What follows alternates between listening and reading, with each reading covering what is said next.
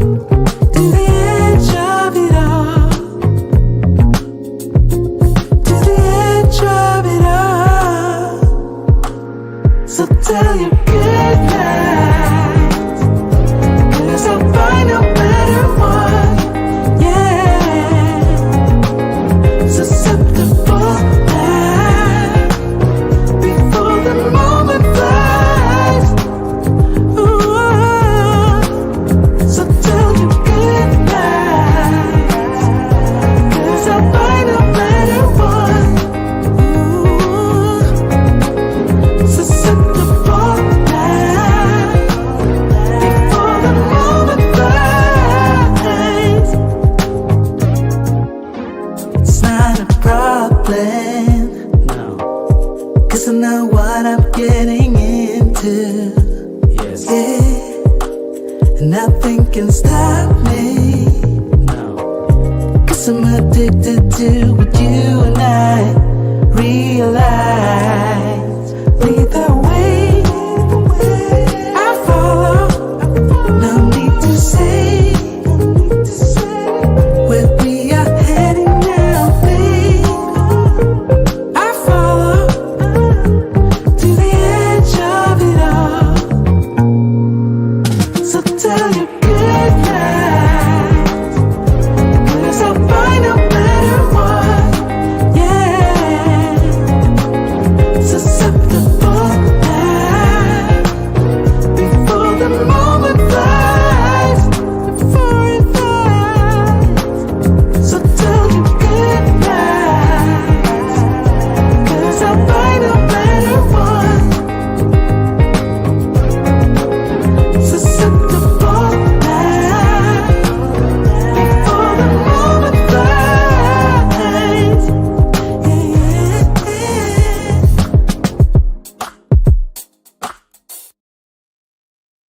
Shout out to all you guys that are here on Andrea and Andrea's Love Crossing Borders. I'm looking this way and come to find out you guys are watching me.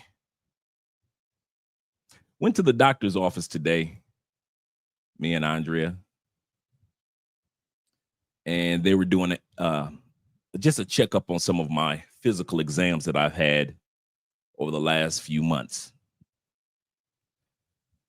And the doctor looked at my records and he said, this man is built like a bull. He's in excellent health. Then he looked at my age and he noticed, wait a minute. This man is 57 years old.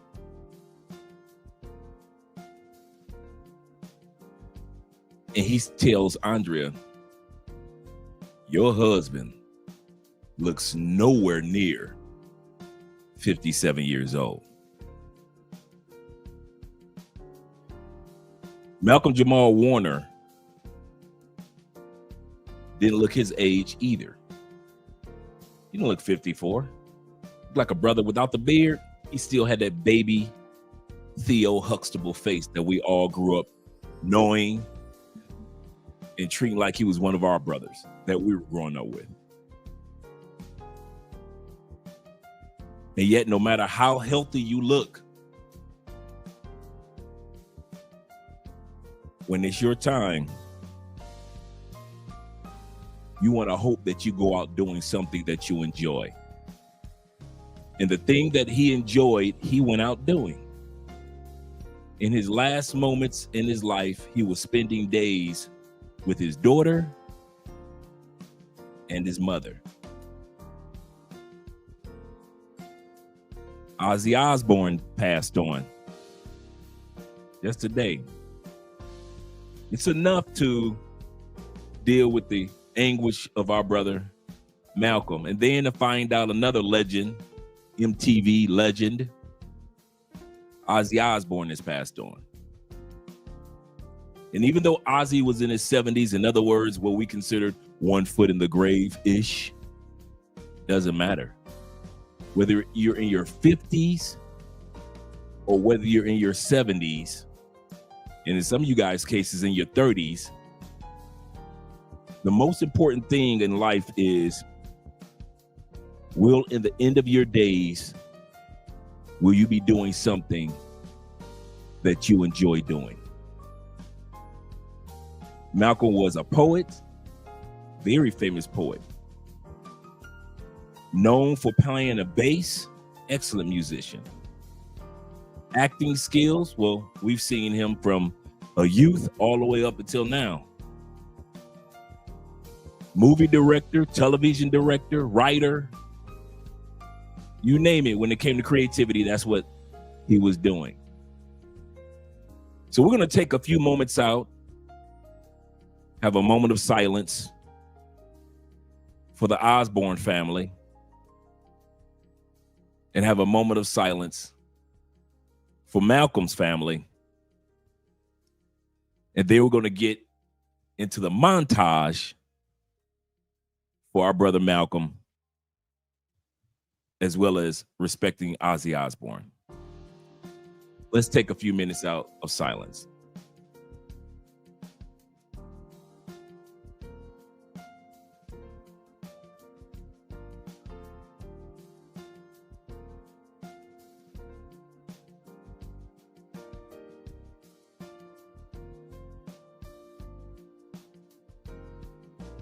All right.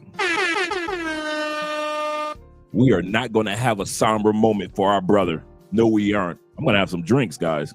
I don't know what you guys are doing, but I'm going to have a drink to our brother Malcolm. He was not a man that made you feel somber. He was not a man that made you feel sad. Neither was Ozzy. Ozzy was a man of energy, pure, 100% unadulterated energy all the way to his last days, as much as he could. Whether he was just scooting around the house or whether he was jumping off of somebody's stage, Ozzy Osbourne gave you 100% rock and roll energy. And so it was with Malcolm. Made you feel good about being raised in the 70s, 80s, and 90s. One of the first brothers to ever go to college on television. A lot of us don't realize that. There were not any brothers that were going to college on a weekly television show until Theo came along. Remember, Theo was before A Different World. Because they were so successful with Vanessa and Theo being in college, as well as Denise, they spinned it off with the show called A Different World.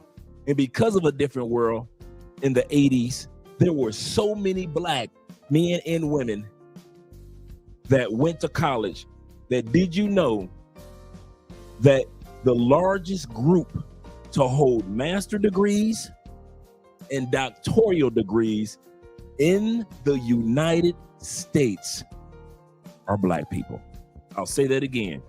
Because of what we saw through Theo, Malcolm, through showcasing collegiate life for a man, a young man, Denise and Vanessa showing collegiate life to the young ladies, and then the show A Different World spinning off of that, the enrollment in HBCUs, in other colleges by black people boomerang, and now that boomerang has come back, and now you have more than 60% of the master degrees and the doctor degrees that are held in the United States are held by black people. Shout out to our people. Shout out to our people. And all that was a piggyback or ripple effect of some of the things that Malcolm did as he was acting on the show. So I'm not going to hold you guys long. I'm not going to do any shout outs. Thank you guys for supporting by PayPal, Cash App, Super Chats. We're about to get started with enjoying our brother. We are about to get started with enjoying what happened, finding out what happened. And then we're going to do a montage of Malcolm and his work. Let's get started.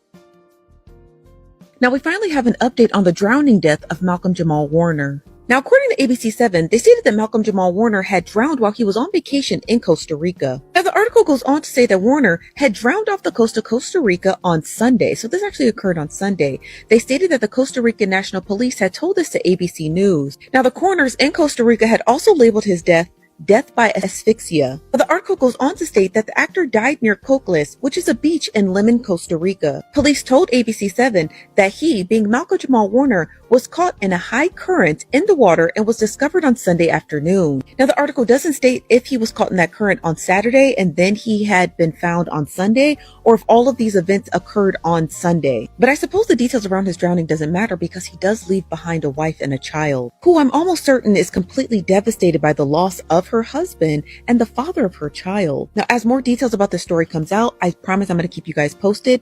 But again, I pray that you keep him and his wife and his daughter in your prayers, because this is definitely a trying time, because nobody should ever have to watch their loved one go out tragically. This is where the Cosby Show star Malcolm Jamal Warner's life suddenly and shockingly ended over the weekend. You can see right now there's a red flag blowing in the wind here. That is a warning that people should not be swimming in these waters, and you can see some choppy waves out here. A source close to Warner tells NBC News that he was here with his wife and his young daughter. They were on vacation, and then on Sunday afternoon, things went horribly wrong. Authorities say that a current pulled him out to sea.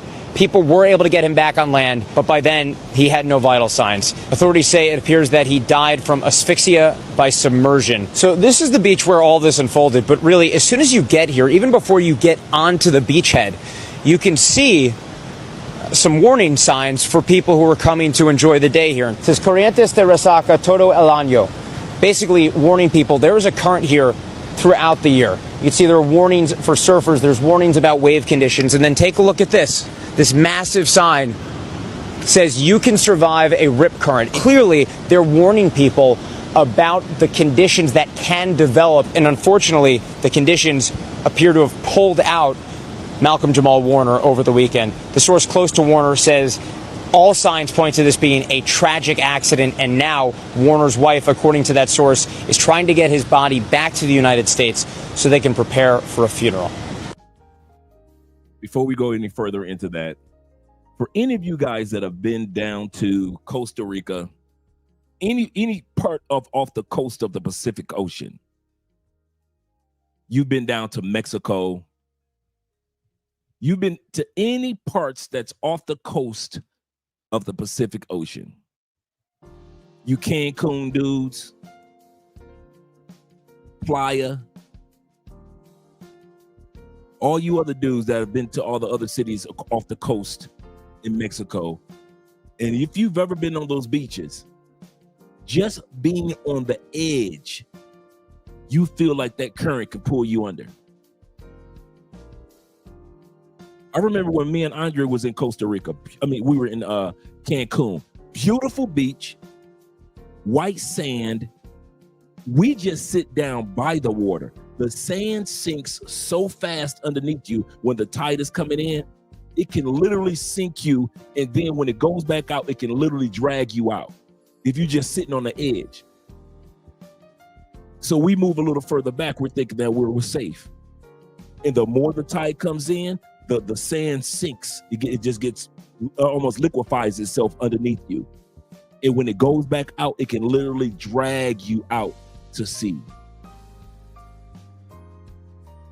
I had a friend of mine just a few years ago out of Detroit, and he was in Mexico, Costa Rica. Same type of tides that are in that Malcolm dealt with. And he was this close from going under for his last time. But the lifeguards, as you saw on the video, they were able to make it to him. But he said, Dre, he said, I fought, and I'm a good swimmer. He said, but that tide was so strong, it pulled me from the beach area. He said, I'm all up against the jagged rocks. In moments, he said, I'm way out there by the jagged rocks. He said, I know I'm going down for the last time. I can't go back up. I can't fight anymore. He said, and that's when the divers came and rescued him. Some are going to sit back and say it was a conspiracy theory. It was the media. He knew something. Don't believe any of that hype. Believe what's going on. It just was a tragic moment dealing with nature in the oceans. Don't think somebody would, you got people all over TikTok talk about they prophesied it and things. It's so sad that people are trying to make money off of this brother's passing. I prophesied it. Several people, men and women on TikTok. All it was a tragic situation like everybody is saying. Let's continue on. I'm not here to rumble and run off at the mouth all night. I just want to let you guys know that I understand how strong those currents can be. Those currents do not care. It's not like when you go out into an ocean and the water's like in Miami. It's kind of cool, got a little bit of tide, but it's not that bad. You can still go out there swimming in Miami off the beach, or you can just walk out into the waves and have fun. It's not like that. Walk your butt out there in them strong tides you want to. You ain't never coming back out. When they say those tides pull you, they literally do. I never understood what they said until I saw tides literally pulling me. And I'm a decent swimmer, but I knew I ain't that good. I knew I'm not this good, not riptide good. And I could feel it. And I remember my boy's story. And I said, Andre, you gonna stop playing with this water. And I got my butt out the water. And as I was getting out, I was fighting to get out the water because every time I took a step, the sand would just sink down and just drag me back out. Just walking out of the water. It's sad. Let's continue on, gentlemen. Man, right now I feel like somebody socked me in my gut, man, and just took the wind out of me. I am so saddened right now. I am so sad, and I'm going to burn a candle for Malcolm Jamal Warner, who just died. I'm not even sure on the particulars. I just heard about it a few minutes ago, and he just died, they say, drowning in a family accident. I love that boy. That was my friend. My prayers go out to his mother. My prayers go out to Cosby's family, to Debbie Allen's family, to any of the people who worked with him on Cosby. My prayers go out to Eddie Griffin. I remember when they had the show Malcolm and Eddie. Then we used to actually hang out. All three of us knew each other then. And just to think, it's rough when you know people. You know them, and yes, then they ain't on the planet no more. It killed me when I just heard that. So I'm sending prayers up. Let's all send prayers up to the families of Malcolm Jamal Warner. And let's pray, Father God, please, let his transition be a smooth one. Let his family deal with it in a beautiful, smooth way. Let them remember the joy in his life, the joy he brought to everybody, the greatness of who he is and was with his time here on planet Earth. And let us pray that he walks into the light and the arms and the heart of God. Thank you, Father God, for everything. Amen. Hey, man, to your whole family out there and anyone connected to you, I send condolences. I'm about to burn a candle right now. Nothing but love.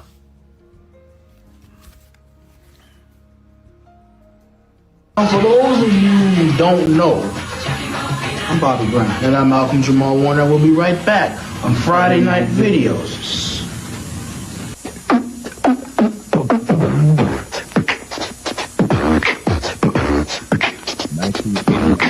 I like to play. I like to joke. I like tone rope, but seriously, folks, I got a girlfriend. Her name is Sabrina, and here's the new jam about Funky Cool Medina. Here's someone else who was just recently arrested too. Yeah? Bon Jovi. There's been a whole bunch of us getting arrested. I'm looking for a real love, baby. Real love. We'll be back. Back. We'll be back. Back. Good night, everybody. Good night. We're out of here. And as Michael would say, thank you. Thank you very much. I love you. I love you all. The people in Bubbles too. Many people are still reacting to the devastating news of Malcolm Jamal Warner passing away over the weekend.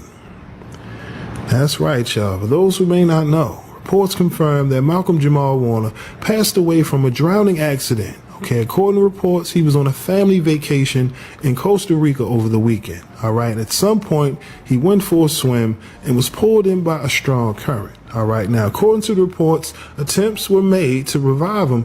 However, first responders were unsuccessful. Okay, now, of course, the release of this news has a lot of people taking to social media to give their favorite moments and memories of Malcolm Jamal Warner and his time as Theo on The Cosby Show. All right, now, moments ago, Bill Cosby addressed the media for the first time when reacting to the news of the passing of actor Malcolm Jamal Warner. Now, before we get into what Bill Cosby had to say, make sure to like, share, subscribe if you haven't already, and also drop your favorite moments of Malcolm Jamal Warner on The Cosby Show down in the comment section below. All right, with that being said, let's get right to it.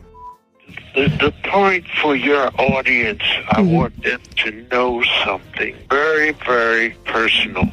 Number one, when I last spoke, as I can remember, with Malcolm, he was very proud of a performance that he gave in Minneapolis, Minnesota. And if there was any way for that to be played so that people can hear him and hear what he wrote and hear how he expressed himself, because he's a musician also. Yeah.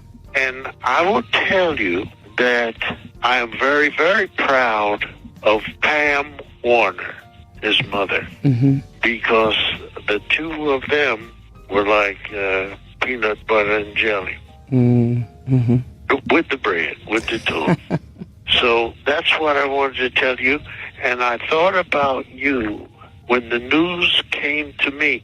And the news came to me in a way that we're not really sure, and we don't know this, and we don't know when. And I said, oh, thank you very much. Because it's the same way I got the news about Ennis. I was at work, and the lady came to me, the showrunner came to me. She said, they have something, and they think it's a celebrity's... something about a celebrity, and I went into my dressing room, and the TV set was there, and there was this covering over it, and I knew that Ennis was out there. Yeah. And bingo. Yeah. So I don't know about his swimming. I don't know what came and got him, but I do know that he is an honest person, and that media, I hope, will show the respect for him. Yes. Period. Yes. And I am speaking to you because Mrs. Cosby holds you even higher than the ceiling that your turkey is up. Well, first of all, to you, Mr. Cosby, and you don't have to say anything else. You said period, because I'm full, and I can only imagine as you watched him grow, and just the story you just told, as if he too were a son.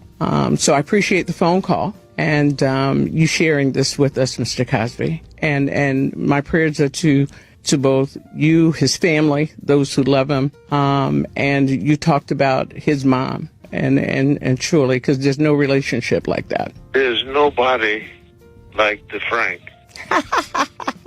Ain't nobody like hometown. I get you. I got it, Mr. Cosby. Now, okay. Take care. I love you. Thank you so much. All right. I'll talk to you later. Okay. All right. Okay. Bye-bye. I wanted to make sure I had an opportunity to talk to you about Malcolm Jamal Warner. What do you want people to remember about him? He was never afraid to go to his room and study. He knew his lines, and that he was quite comfortable even with the growing pains of being a teenager. When's the last time you spoke to him? 3 months ago, what we talked about was something he was very proud of.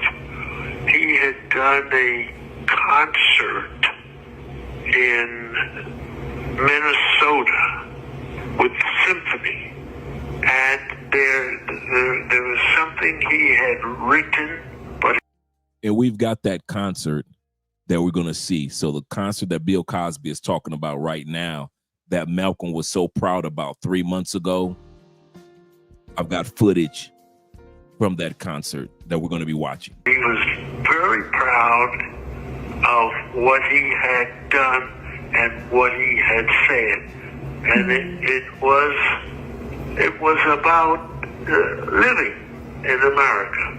Have you spoken to Miss Felicia Rashad? Have you guys talked about this? Yes, we have. And we were embracing each other over the phone about a dearly beloved friend. What's good? Yes, I got the flower in my hair. Today's my daughter's birthday. She put the flower there, so I'm rocking it. What?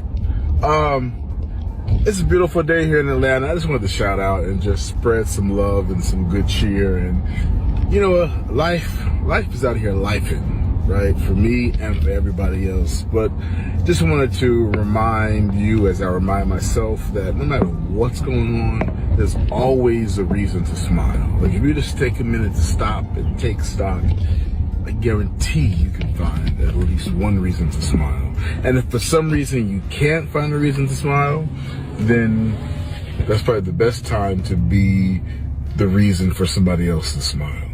So, find a smile for yourself and be a reason for someone else to smile. That's all I got. Listen to love because it's been a minute. Peace and love, and I'll be back soon. It's been 23 years since we were both on The Cosby Show, and let's take a quick trail down memory lane. I believe in staying close to my family. I like to pass on what I've learned, especially to someone as young as her, because she is our future. The one thing that I can say about Theo that Malcolm made him relatable to black men like me.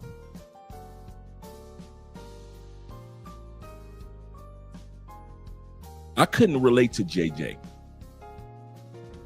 I lived in the hood, but I didn't live in the projects. I thought JJ was funny, very witty.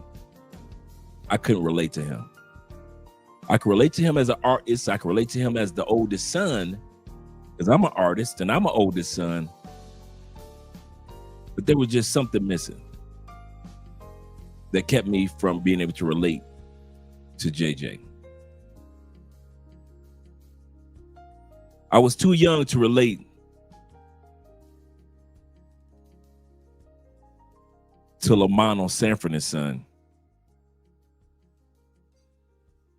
But I did understand no matter what, family is family. No matter how much you agreed or disagreed, at the end of every episode, family was family between him and Red Fox on every episode. That reminded you, whether you are in Chicago with good times or in Watts, California, family is family. I had nobody that represented me on television. Nobody represented the kind of creative black boy, the preppy black boy, the somewhat nerdy, outside the box thinking black boy. There was nobody. We had nobody. The hood dudes had hood dudes. The rappers had rappers. The dudes that were older had the older cool dudes that reminded you of their uncles, like Lamont Sanford. But I didn't have anybody until Malcolm. We were the same age, right around. He dressed like me. He wore a high top fade like I once did. He was preppy. Him and Denise were part of that preppy movement of black kids where we wouldn't go to the store and get the new clothes. We would get the thrift clothes. We're at the Goodwill buying our clothes. We've got all type of patches. We were wearing sports coats and trench coats. We were rocking Converse and our jeans were rolled up at the bottom. We were preps. We were the preppy black kids. But there were no preps on television until Theo and Vanessa and Denise. No matter how many black people they showed and black kids they showed on television, they never showed black kids talking about homework or reading a book until Theo, Denise, and Vanessa. They asked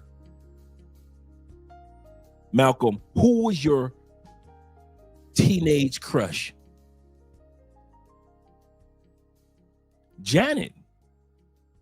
When? On Good Times? No. When she was on Different Strokes. When she was Todd Bridges' girlfriend on Different Strokes. That's when many of us fell in love with Janet. In other words, there was finally somebody on television that I could relate to every week. I knew I could relate to him having dreams. I could relate to him having good grades and even having bad grades. I could relate to him having the cute preppy girlfriends that weren't the fast girls. Remember the term fast? They weren't the fast girls. The preppy girls weren't the street girls. The preppy girls weren't the hood girls. They weren't the fly girls. They didn't wear bangle earrings. Every episode, the teenagers that he hung out with and the teenagers that Vanessa hung out with and the teenagers that Denise hung out with were the teenagers that I hung out with. I didn't watch the Cosby Show for the adults. Many of us watched the Cosby Show because it represented us, finally, our side of the black teenage experience. So all you guys that had hip hop that represented you, you had it. All you guys that had the streets and the hardness in comedy with the show Good Times and Gangs, you had it. But as for us nerdy, preppy, kind of outside the box thinking black teenagers that had our own fashion and had our own style, and we had our polo collars pulled up when we walked around. You knew who was a prep because we had our polo collars up. We had Argyle socks and the Argyle sweaters.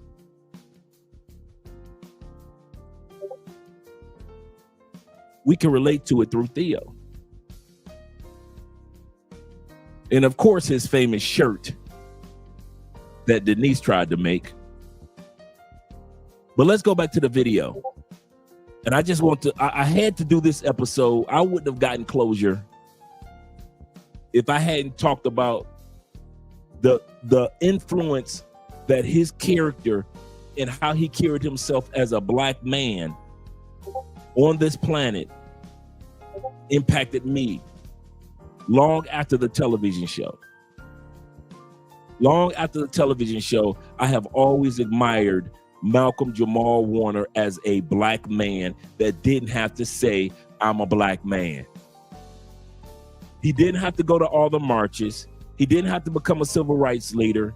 He didn't have to sit back and say, become a politician. What did Malcolm Jamal Warner do more than anybody else? He set an example. From a teenager all the way until his last days, he set an example to black men to live your journeys. Don't be ashamed to live your journeys. The brother was in the middle of doing what? Using his passport with his wife. And I said his mom, but his wife and his daughter. Not some random chick in Mexico.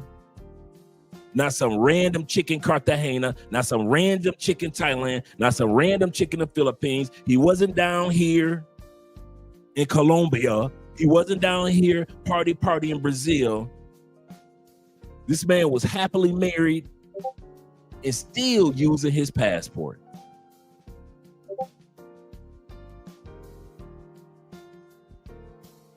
Gentlemen, I'm just letting you know, life is short. You got to enjoy your journeys. Olivia, blue suede shoes. Hit it. 1 for the money, 2 for the show. 3 to get it ready now. Go, cat, go, but don't you stop on my blue suede shoes. You can do what you want, but don't step on my blue suede shoes. How old were you there? I was probably 3 years old. 3 years old. So I don't really remember a lot from the show, being that I was 3 years old. Malcolm, can you refresh my memory? All that drinking and stuff you were doing back then? What do you remember? I have so many memories about the show, like really awesome memories. What I thought was always interesting about Raven is, you know, because she came on the show like at 3, 4 years old, being that young, not knowing how to read, so, you know, having to remember what to say, when to say it, and how to say it was always really amazing to me. She's smart. And there's some really great, I think the greatest moments are between Olivia and Cliff, because we were a very under-rehearsed show. Yeah. So Raven's... I didn't know that. I did not know that they were a very under-rehearsed, ad-libbed, slapstick, you got to automatically just come up with some lines show. You would have thought that how everything was done was basically how everything was rehearsed and how everything was scripted. And now you hear him say, basically, no. No, we were very, very under-rehearsed. Cue to say her lines would be the line before. And because Mr. Cosby didn't always know his lines, he'd like go to left field, and it's like some really magic moments to watch Raven, you know, go to left field with him, and kind of they had like this a nice little banter. The girl has talents. Now, man, back My then, man, I noticed come from the back. He said, Malcolm Jamal Warner. A round of applause for coming out. What's up, man? You got a little dog with you? Oh my God, when she died. Oh, remember, she was on Family Matters. She was Urkel's girlfriend. Bruh, you talk about that. She was next in line as being one of my crushes. Man, when I saw her, I was like, dude, a nerd chick. She helped put the black nerd chick on the map. Am I lying? She was the nerd chick, the cute black nerd chick that was in love with a nerd dude. She was letting us nerd dudes know you got a chance with the attractive sisters.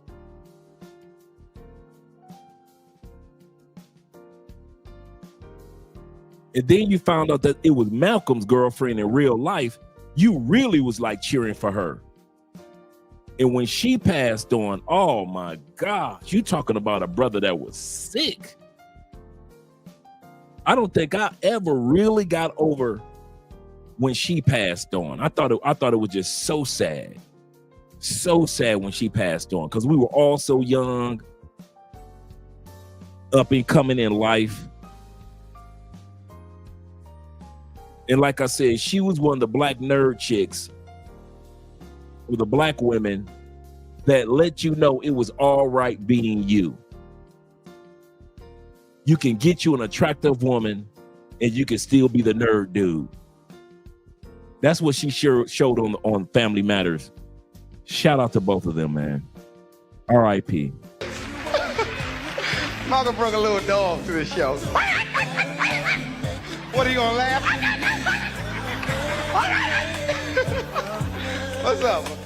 All right, take the spotlight off of Spotlight, man. Shit, you're embarrassing them. Would you excuse me just a little bit? I'd like to talk to you, Theodore, in the other room. Little did we know that many of us will be traveling to Brazil after seeing Malcolm's school teacher, who was from Brazil. You would? Miss Westlake. And make it snappy. That's the Miss Westlake I know. You wanted to see me, Miss Westlake? Yes, Theodore, please sit here. Yes, Mrs. Westlake. You know what? I'm very glad that I came here tonight. Me too. Maybe we could do it again sometime. Oh, yes, I hope so too. You know what? I love your parents. They are very, very nice. Thank you, Mrs. Westlake. But Theodore, I want to talk to you about the test today.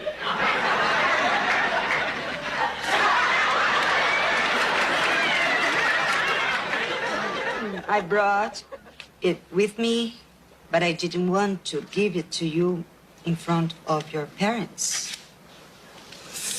Thank you, Mrs. Westlake.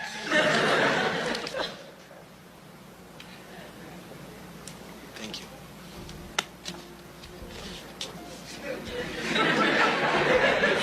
Open it. Do I have to? You don't have to. Open it. Yes, Mrs. Westlake.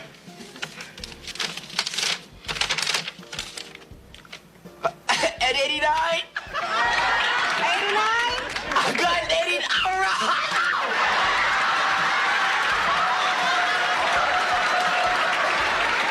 Right. Remember back then you thought touching your teacher was a taboo? And now this, over the last maybe 20, 30 years, these kids are having babies with their teachers. These kids are not only hugging their teachers, they're having kids with their teachers. But when I was a kid, I would have responded just like Theo. Like, to touch your teacher, treat your teacher like a regular person, that is rare. I'm very pleased, Miss Westlake. So am I. This was a hard test. I know. One student just got up to problem number 3. Really? Mom, Dad, Mrs. Westlake brought my test over. Shiny badges boldly violate.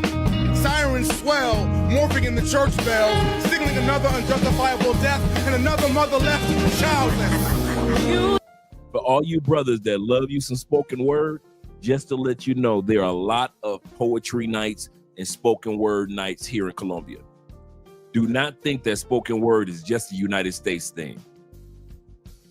Do not just think it's in Chicago. Shout out to the Chi. Shout out to the Chi. I got to show the Chi some love real quick. The capital of spoken word in the United States. They got spoken word competitions. And you say Shot City, Shot City, Shot City. Coming home again. If you're in high school in Chicago, I don't know many other cities that got spoken word like it's a sport. Like Chicago. If you wonder why Kanye raps the way that he does, almost like a poetic flair, Common raps the way that he does, almost with a poetic flair.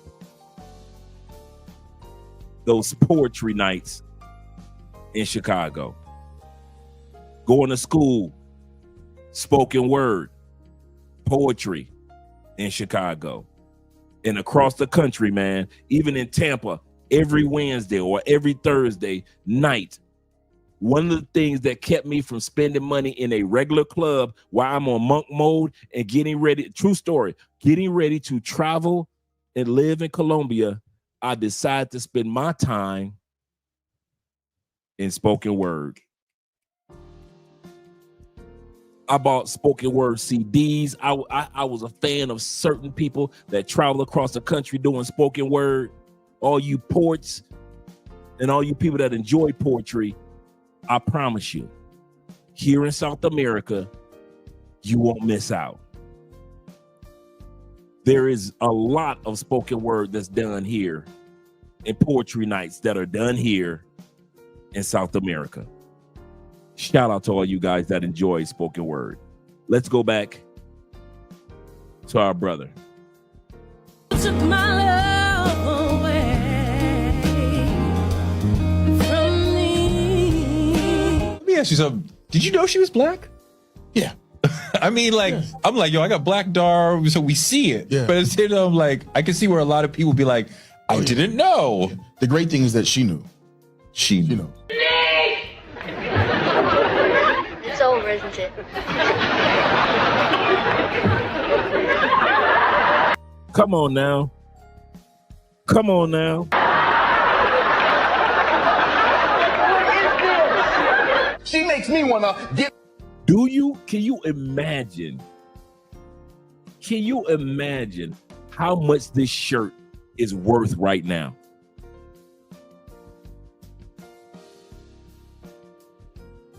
Can you imagine the price of trying to purchase a copy of a shirt that looks like this right now?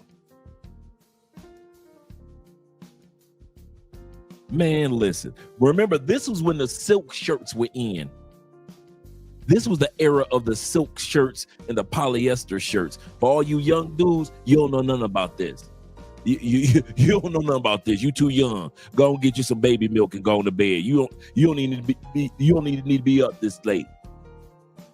Right now, it's too late for you young heads. You need to go ahead and go to bed. Why you still up? It ain't Monday Night Football.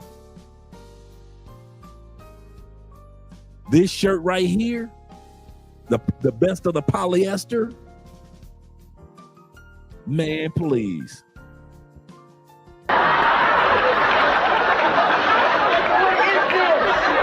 She makes me wanna get high and meditate so I can prolong the spiritual and mental state I'm in when I'm in her.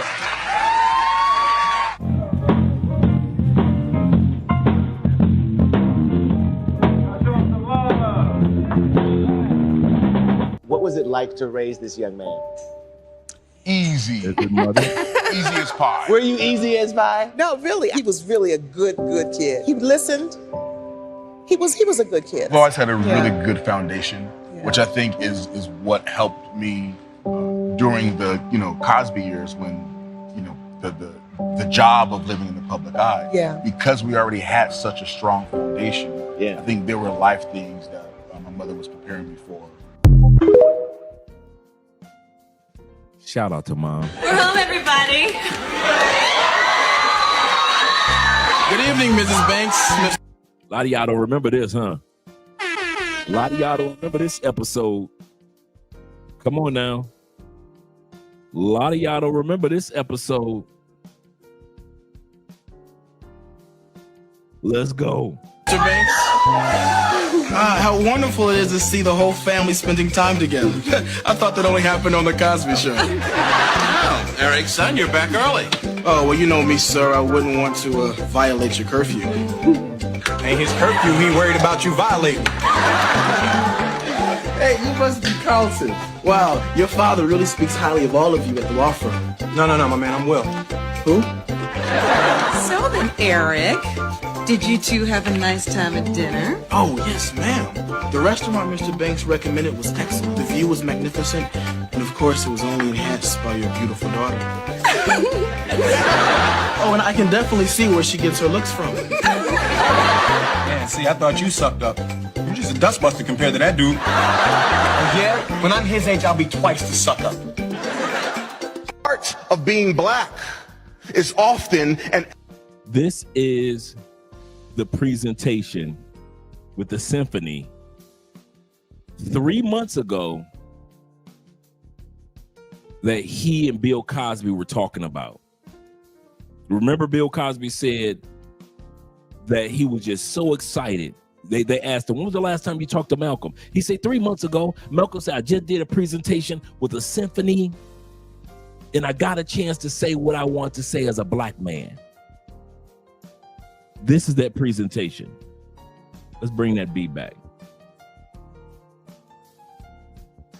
In defending black humanity In a world that worships a pale, long-haired Anglo-Saxon savior, even though the Bible clearly describes him as a bronze-skinned, woolly-haired Hebrew.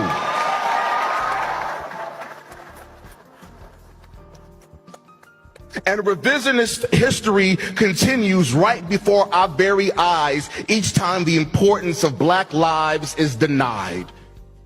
What happens to unhealed souls left to linger in bodies that hold on to trauma? The immortal imprisoned by mortals who thrive on fears stoked by lies. And where do those souls go when the trauma is intergenerational? That brother said the immortals. No, he didn't. He said the immortal, meaning one, imprisoned by mortals.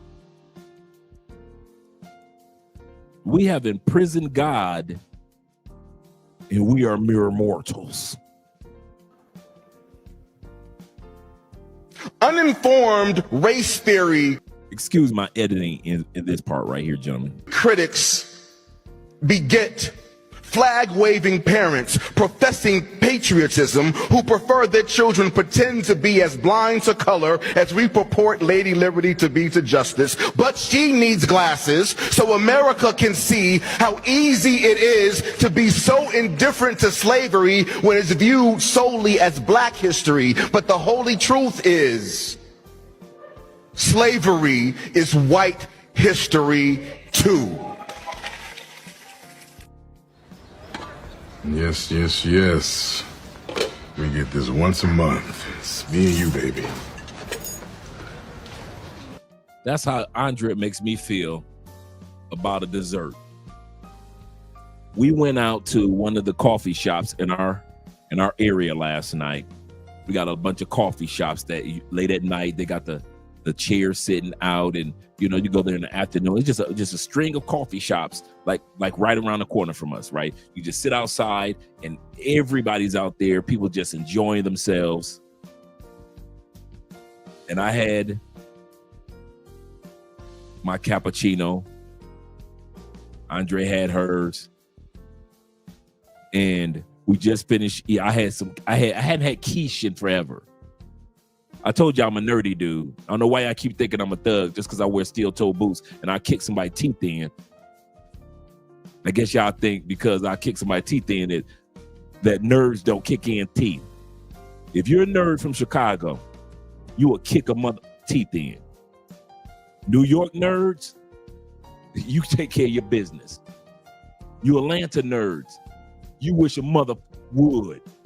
Just like them Mississippi nerds and them Louisiana nerds and them Kansas nerds. If you're a nerd in California, don't get Silicon Valley twisted. There are nerds that still fly their colors.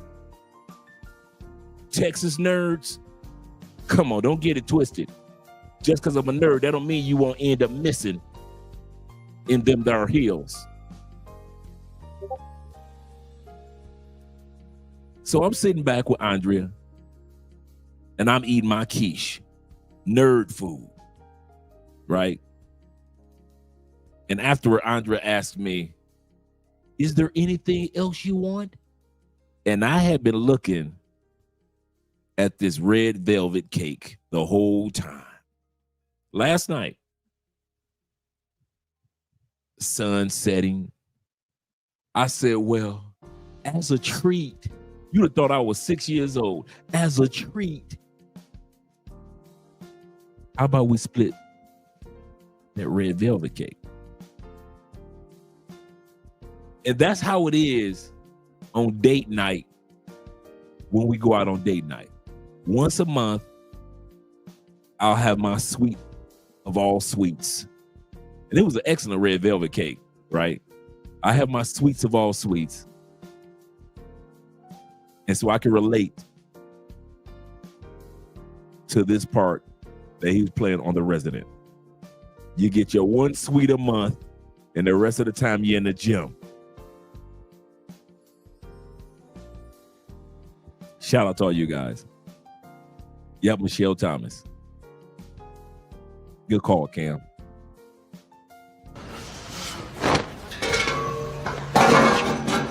Donut holes are my preference. Baker's dozen. Glazed chocolate jelly, finished with the powder. I like to get my hands dirty in my work and my baked goods, but I do not dunk. It's me. Speaking of me, I know who you are. There were photos of you in the files emailed.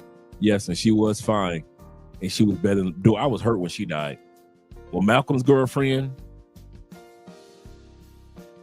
when it was his girlfriend in real life, but she was the girlfriend on Family Matters. I was hurt on that one. I felt like the cute hot chick that liked nerdy dudes had died, and there was no other representation of her on television. To this day, I'm gonna say this again. To this day, in the black television, you can't think of any other chick that was the cute hot chick that liked nerd dudes on television to this day. There are none. Tyler Perry hasn't created any. Any of these movies haven't created any.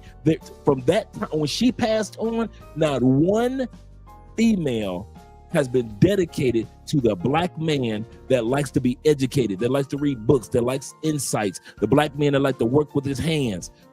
No woman has been dedicated to us tradesmen, educated men. You notice that? Not once. Since she passed on, you can't name a one. None.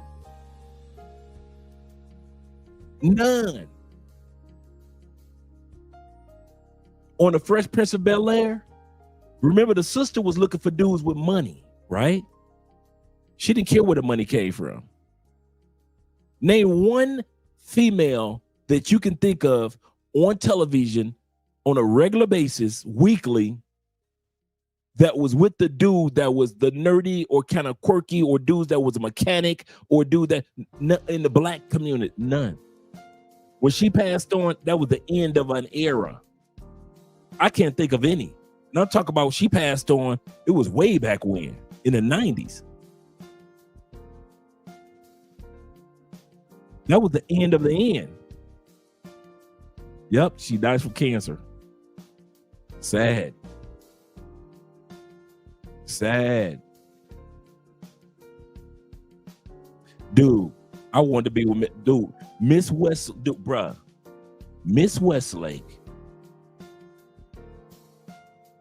Felicia Rashad, Miss Westlake with them dang glasses, Felicia Rashad with that classiness in them eyes.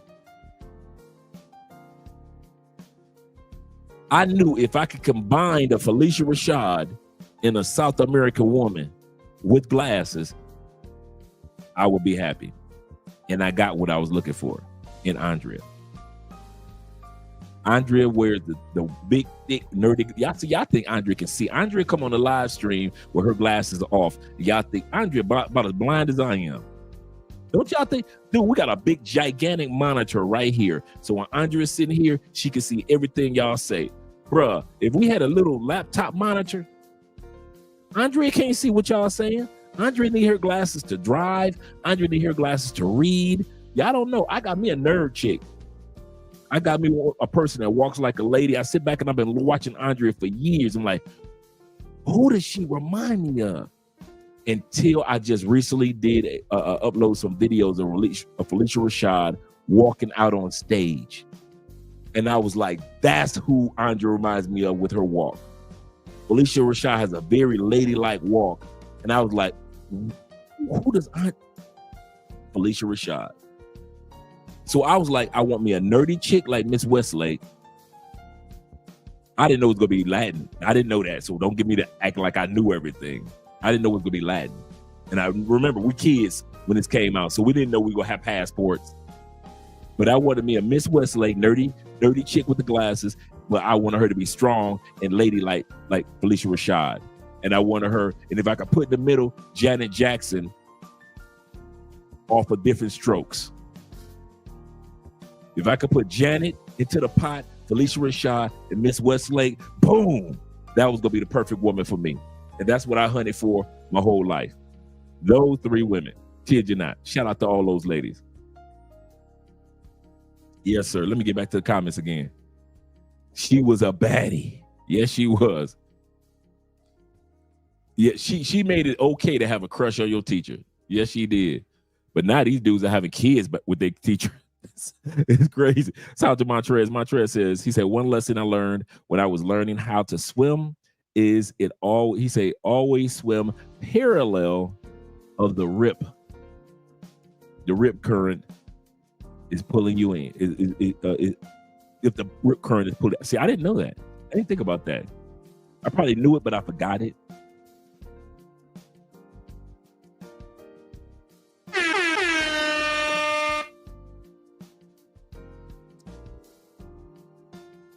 You ever know when you are putting in your codes for an account that you have, and they'll say, what's your password that you want to have? You put in your password. Then they'll say, we'll ask you 3 questions. What's your favorite sport? You'll put in what your favorite sport is. And then what's your mother's maiden name? You'll put in your mother's maiden name. Quite often they'll ask you, who was your crush in high school? My crush in high school was my art teacher, Miss Cherry Parker. I thought she was just one of the most beautiful, elegant Black women I had ever met. My crush was Miss Cherry Parker. Shout out, if she's still around, dude, I've tried to find her on Facebook just to tell her thank you for all that she taught us and gave us the opportunity to dream as artists. I would not be the oil painter that I am today. I would not know how to work with the mediums of ink, oil, acrylic, watercolor. I wouldn't know how to do still life paintings or drawings. I wouldn't know how to do portraits of families if it wasn't for Miss Cherry Parker. I kid you not, man. I can relate to having a crush on a teacher that was a game changer in your life. You see, I remember her, dude, this back in 9th grade. If you know that I still know her first and last name. So just in case you wonder if I ever convinced Andrea to name our daughter Cherry, you know where it came from, even though she may not know. Shout out to African Wolf. Yeah, that love joke. Yes, sir. He said Kanye said it in one of his songs. I didn't know that. Gordon Contrail. Yes, sir. The Gordon Contrail shirt, known by many, worn by few. I'd have rocked that mother. Dude, me back in the day, Andre back in the day, as preppy as I was, man, please. Every outfit that you saw Theo with, that like when he was sitting there with Miss Westlake, he had his sleeves rolled up on his button-down shirt, but yeah, he had the thin, colorful tie. The thin tie. Man, I was rocking them back in the day. And yes, with my sleeves rolled up. You can't tell me nothing. I think preppy, the good part about preppy is it was universal. You had black preps, you had white preps. White boys walked around with their collars up if they were preppy, brothers did. Everybody, if you were preppy, that was who you are. You didn't care about being the jock. You didn't care about being the smart dudes. You didn't care about being the popular dudes. You were a prep. It was your style. It was your style. But mind you, preps ain't had no problem with fighting. You could be preppy like a mother, right? And you would put a steel toe boot in somebody in a New York Minute. So now you guys see, some of you guys wonder, well, Andre always talk about steel toe boots. Remember, I'm from Detroit. See, you New York dudes, Timberland, right? You Atlanta dudes, what? Polo boots, right? Detroit, because we're factory folk, steel toe boots. Like the whole, you got a black boot. It looks like a black Timberland, right? But that whole tip ain't nothing but solid steel. And when you ready to fight, what? All right, then put these steel toes on. You know somebody about to tear something up. You know somebody, boy, hey, Chicago, Chicago, New York. You kick me with them Timberlands, I'm gonna get mad. Atlanta, you kick me with them polo boots, I'm gonna be pissed. Let me kick you with these steel toe boots. You ain't getting up. You calling for your mama, come get me. You praying to the Lord.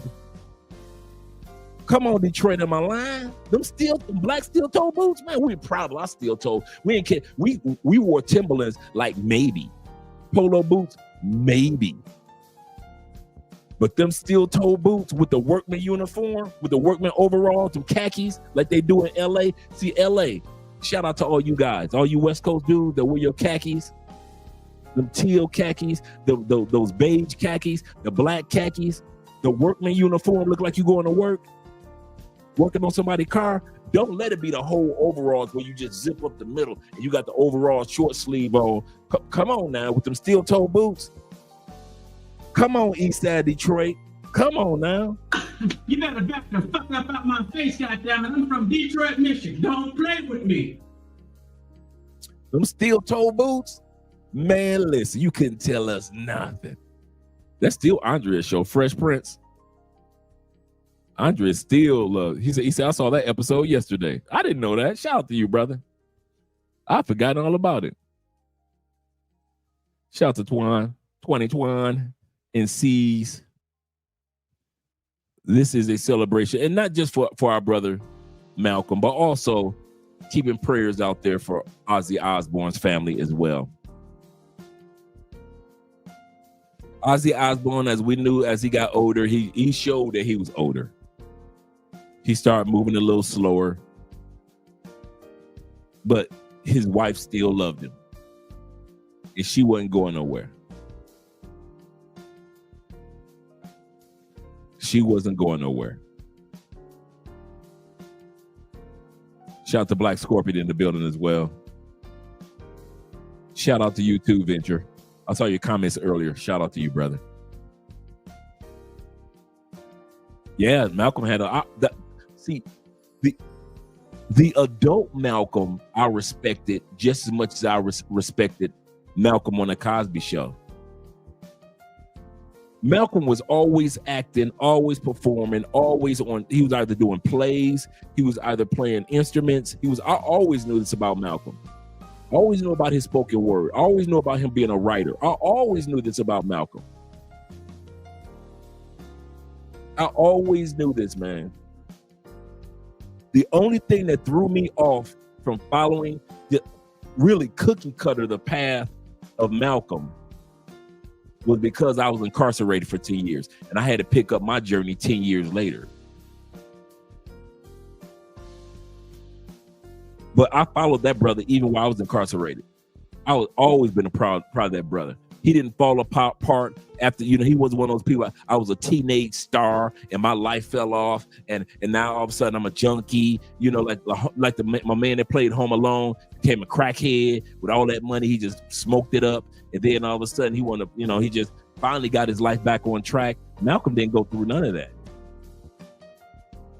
He said Child's mother's on the show was Find the Resident and she was in it. I didn't know that. See, I'm gonna have to go ahead and watch The Resident on through. I'm gonna stop playing.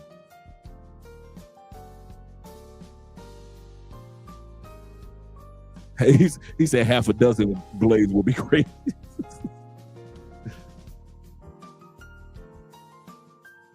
Shout out to them Southern Country boys. Yes, sir. What? Man, Jeffrey, no. See, Jeffrey, no. My Uncle Jeffrey said I was a weird science creation back then. Yes, I was. Those two nerdy dudes that created the hot chick in the movie Weird Science, that was me. That was me. Dude, I have never been ashamed to be a nerdy dude. 4-H club, junior achievement. Heck, you ain't never got to worry about. I had my white boy friends. I had my my white male friends, my black male friends as a teenager. Dude, man, I ain't never been ashamed of my nerdy side. Heck, I ain't never been ashamed of my street thug side either. Don't get that twisted. But I ain't never been ashamed of my nerdy side. That'll never happen. Dude, I was the nerd dude that would fight for. Do you know how many fights I got into for dudes that would be picking on my nerd friends? I mean, one time I got in a fight with like 4 football players, 4 dudes off the football team. I gave no Fs. You know why? I'm 1/3 nerd, but bruh, I'm all East Side Detroit. Don't never get that nerd side effed up. Let's go.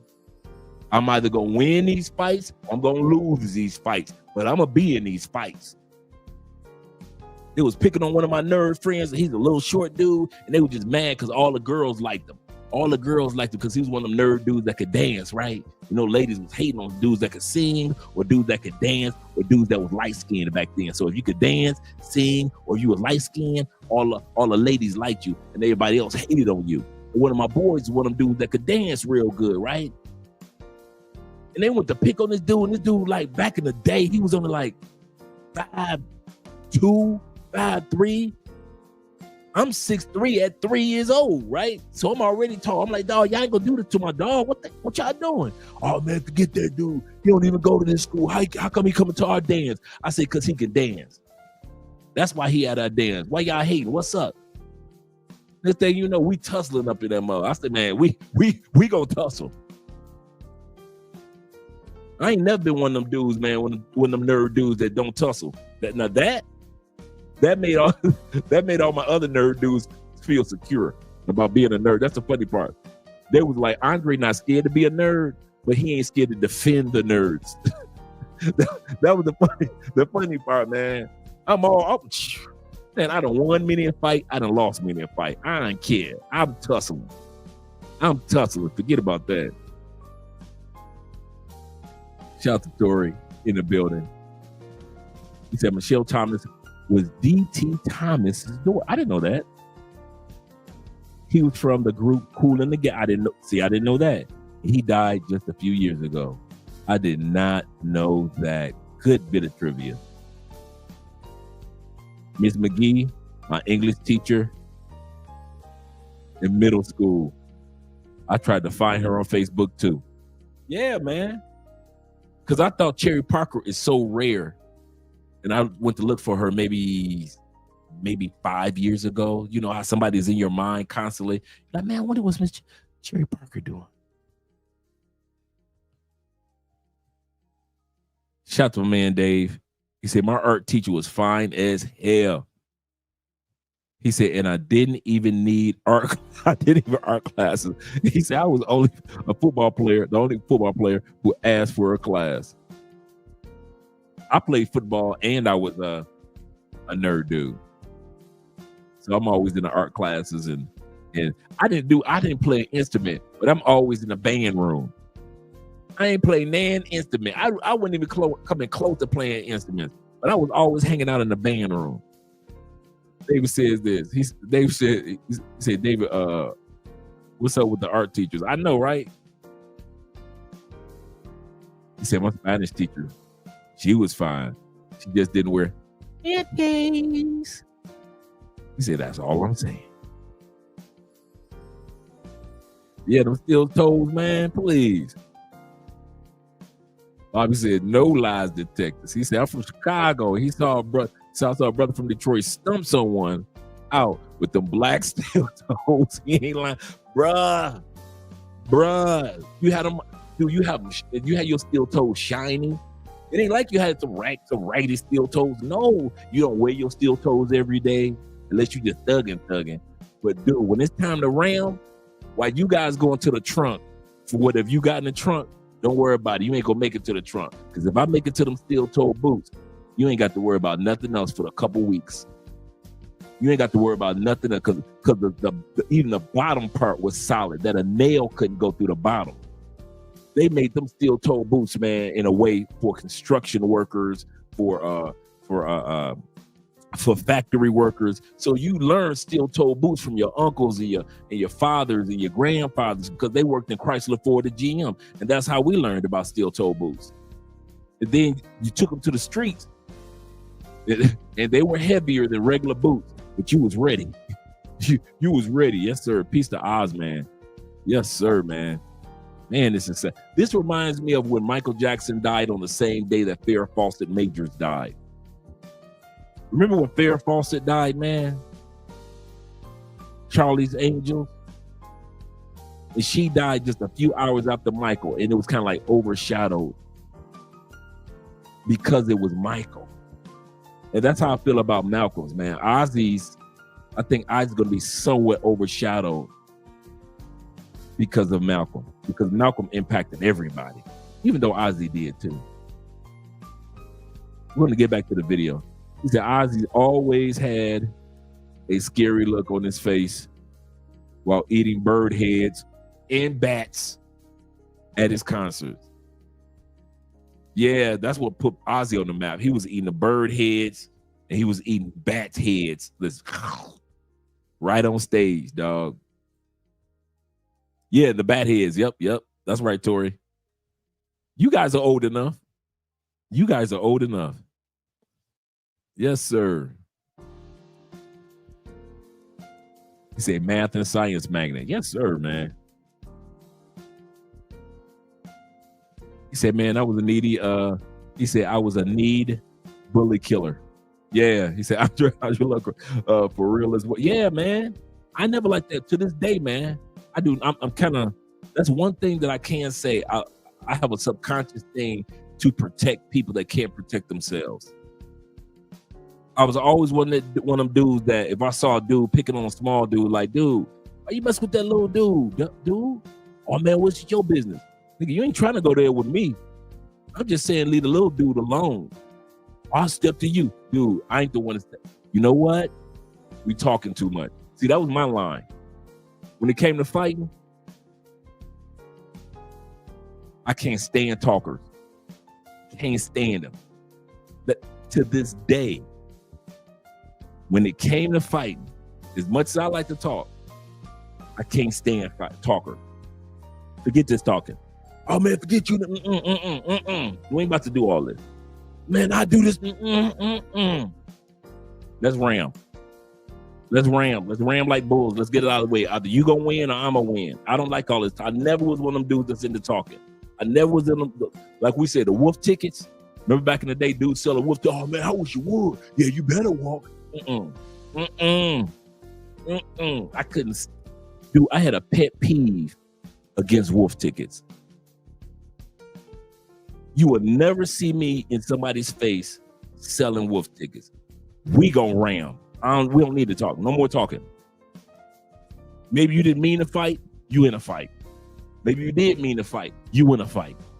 You gonna win. I'm gonna win. But we ain't about to do all this talking. I couldn't stand no dang wolf tickets.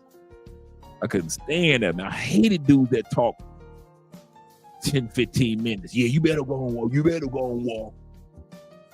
We about to ram, dog. What are you talking about? Ron said, for real, he married her, the twin, my man Theo. Yes, sir. Win some, you lose some. That's how I thought. I never looked at a fight like I'm about to win all of them. Some of you do like, I'm about to win them all. I didn't. I knew some of the fights I was getting into, I was gonna lose. But I bet you when I got done, you gonna respect me. I bet you ain't gonna want to tussle with me again. That's how I was. Yeah, but I couldn't stand wolf ticket dudes, man. I couldn't stand. Oh, man, what's up, dog? I don't care if you got 10 dudes and I know I'm about to lose this fight. All that talking, like you see in the movies where they be like, yeah, dog, we about to do all, he got all his gang behind him. Bruh, I ain't about to do all that talking. We about to ram or what? If we gonna ram, let's do it. If we ain't, shut up. I'm about to go. But all that is, there are plenty of times I done knocked dudes out with one punch. There are times I done got knocked out with one punch. That's called being a man. It is what it is. I ain't never was worried about getting knocked out. If it happens, it happens. If I knock a fool out, it happens, it happens. If we tussling and we rolling across furniture or across the top of somebody's car, it is what it is. I never was one of them dudes that's like, just because I got knocked out one time, I'm gonna stop fighting. And I've never was one of them dudes that's like, just because I won the last 3 fights, don't mean I might lose the next fight. I never was one of them dudes, or I'm gonna win the next fight. I could win 4 fights in a row and then get stomped on another fight. Okay, you're 4-1 or 3-1. It don't matter to me, man. I never was one of them dudes that walking around like I ain't gonna fight because I'm on a winning streak and I don't want to mess up my winning streak. Or I want them dudes that like my last 2 fights I lost, so I'm gonna stop fighting. Shh, not Dre. Man, we gonna tussle. We gonna tussle. I'm gonna let you see what this 6'3" about. Seriously, man, I was always like that, man. I was never uncomfortable with winning or losing. Say, speaking of nerds, remember the Nerds movies? You know what? We got to do some of the Nerds movies on Saturday evenings. Because I haven't done Revenge of the Nerds. I watched that about a couple months ago, too. There's a lot of them college nerd movies that was out. You said I was a nerd and a football player? Yeah. Yep. He said, and play the trumpet. So I tried the guitar and I was horrible, so I didn't go back for another instrument. I just stayed with the paints. He said, my bad. He said, I mean, the Revenge of the Nerds. Yeah, we got to add that one. Let me just go, before we go back to Theo and Malcolm, in other words, let me show you the list of movies that we got. Let's see what we got here. We got Strictly Business, the first movie that Halle Berry was in. We got that coming up. We got Penitentiary 2. We've got, let's see that. Oh, Harlem Nights. We got Harlem Nights coming up with Eddie Murphy. We got Boomerang coming up with Eddie Murphy. We got Pam Grier in 1975. Pam Grier was killing it, dude, in the 70s. I didn't realize that. 1973, she came out with Coffee. 1974, she came out with Foxy Brown. 1975, she came out with Friday Foster. We got that one. We've got the 5 Element Ninjas. Boy, y'all better look up the 5 Element Ninjas. The 5 Element Ninjas are some of the guys that were in the 5 Deadly Venoms, one of the Shaw Brother movies. So we got some good ones coming up. Let me see what this one is right here. Oh, and we got Life. We got Life with Eddie Murphy and Martin Lawrence. So we got a few good ones coming up. Oh, we got Boss Ninja.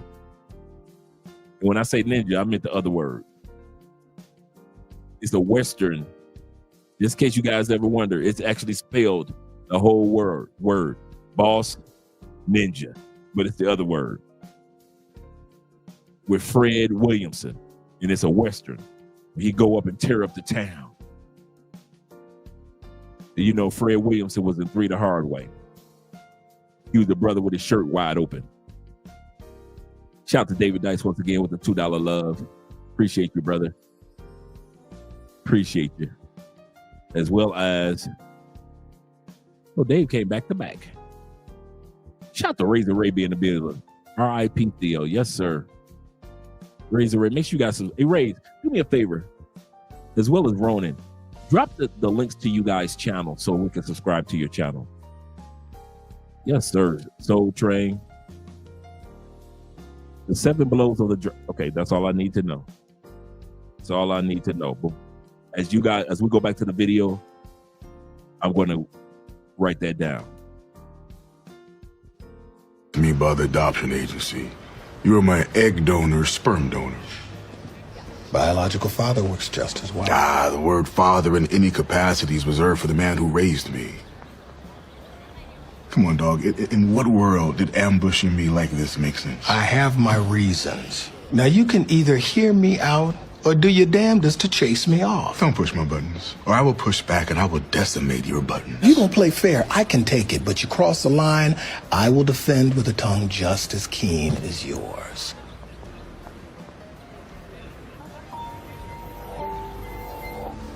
We are grown-ass grown-ass men now. Shout out to David Allen Greer. And I'm here to talk to you about grown-ass men things.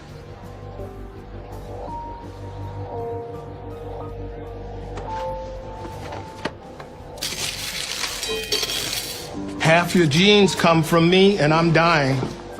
Make an appointment. It's hereditary. Which means you might be dying too.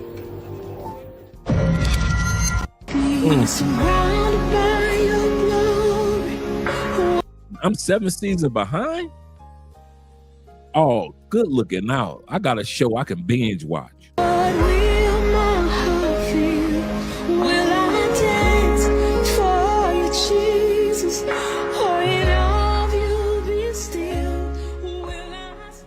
And also, obviously, that today, Hollywood Morning, Malcolm Jamal Warner. Love them. I mean, your thoughts on I didn't even know that came out with Happy Gilmore 2. Just think, you're at your video premiere and you find out this news. Cosby Show and his role as well. I knew him very well. We were young together. We hung out a bunch. Went to lunch and dinner and parties, and he was always a very down-to-earth, special kid, and very inclusive, and made me feel special, and was a superstar. Wherever he went, it was mayhem. He just meant a lot to the world, and we're gonna miss him. Shiny badges boldly violate. Sirens swell, morphing in the church bells, signaling another unjustifiable death, and another mother left childless. You took my love away from me. Let me ask you something. Did you know she was black? Yeah.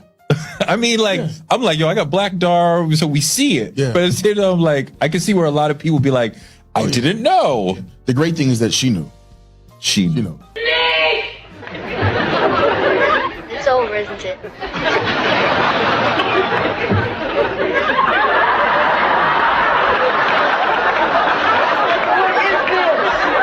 She makes me want to get high and meditate so I can prolong the spirit. A lot of people forget that Adam Sanders was a white friend on the Cosby Show. A lot of people forget that. They think of Adam Sandler's on Saturday Night Live and then all his movies. But he was the white friend on the Cosby Show. Absolutely correct. Spiritual and mental state I'm in when I'm in her.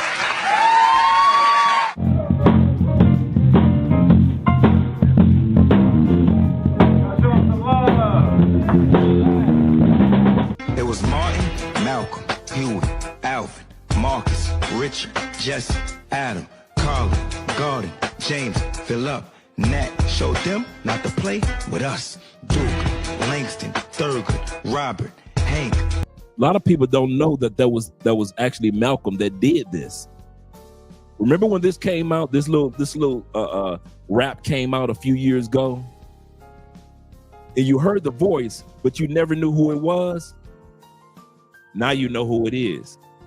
Jesse, Jackie, Muhammad, Paul, Stokely, Mega, Webb. About 3 Benjamins, a good 2 Freds. Women like Harriet, Rosa, Ida, Shirley, Sojourner, Madam, Maya, Mary, Bessa, Ella, and Retta. Even baby Ruby was out with us.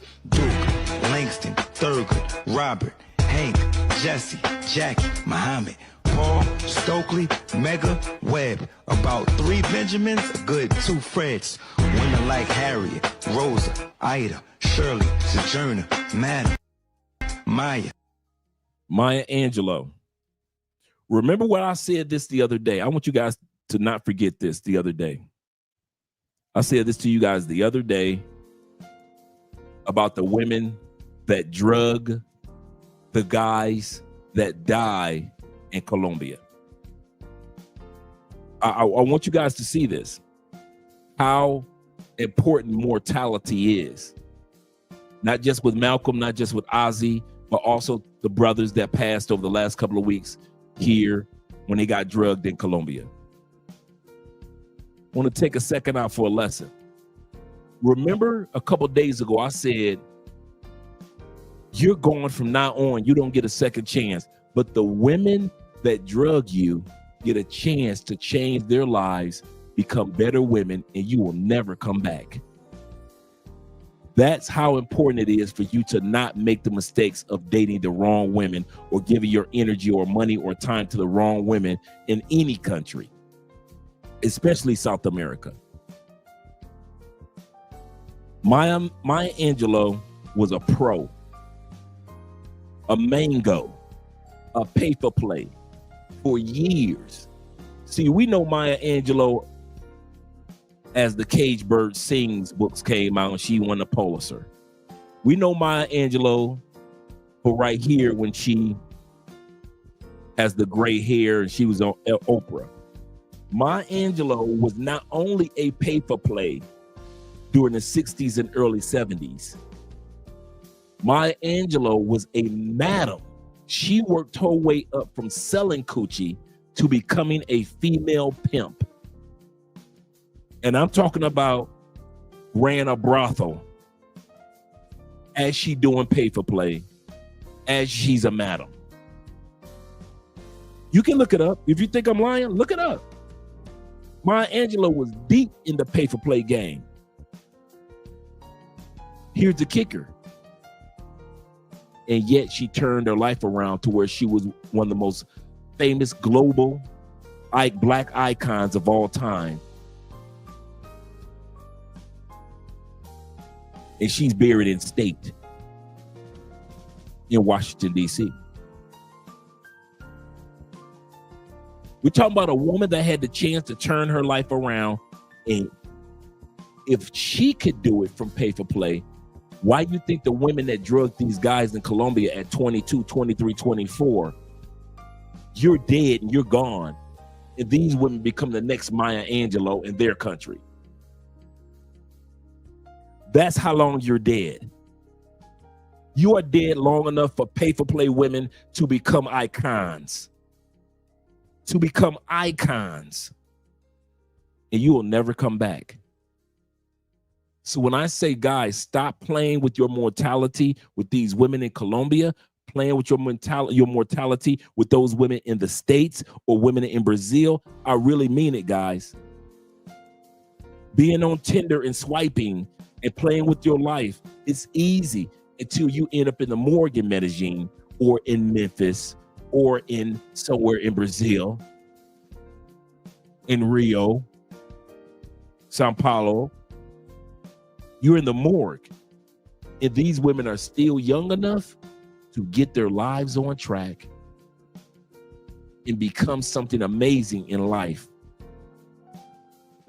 that no one even remembers that they were once upon a time paper play. I thought about that today, and so when this popped up, I just want to remind you guys about how paper play women can change their lives, and you can still be dead 60, 70 years ago, never to come back. Don't play with your mortality. A man I love, Latina, said, Dre, they ain't gonna listen. I know, but they will never be able to tell. Yep, we never knew this side of Malcolm. Absolutely correct. He said, yep, she sure was famous. A hoe that changed her life for sure. That's all she was. I don't know why you guys think that she went to some university. It seemed like because she hang out with Oprah and she hang out with this person and she has all these, these books and accolades, and she died as a college professor at this famous university and that famous university. We're talking about a woman that was paper play personified. We're talking about a woman that started off was a street walker in Cartagena, for example, Las Vegas, for example, Oakland, for example, Sosua, Rio, Punta Cana, for example. Could have easily drugged any of you guys. You're dead and gone. She grows up to become an icon. That's how deep into paper play Maya Angelou was.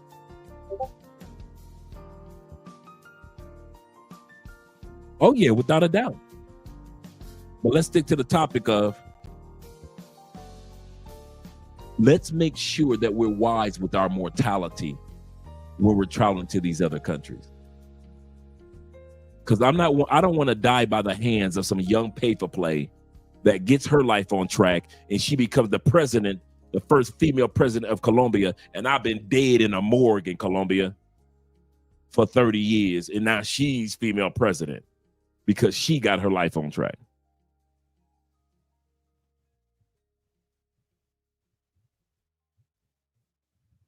I don't want to dip in the conversation. I didn't know what that was of C's. Shout out to Wayne Ellis. He said, that's deep, Dre. He said it'll go over a lot of people's heads. Yes, it will.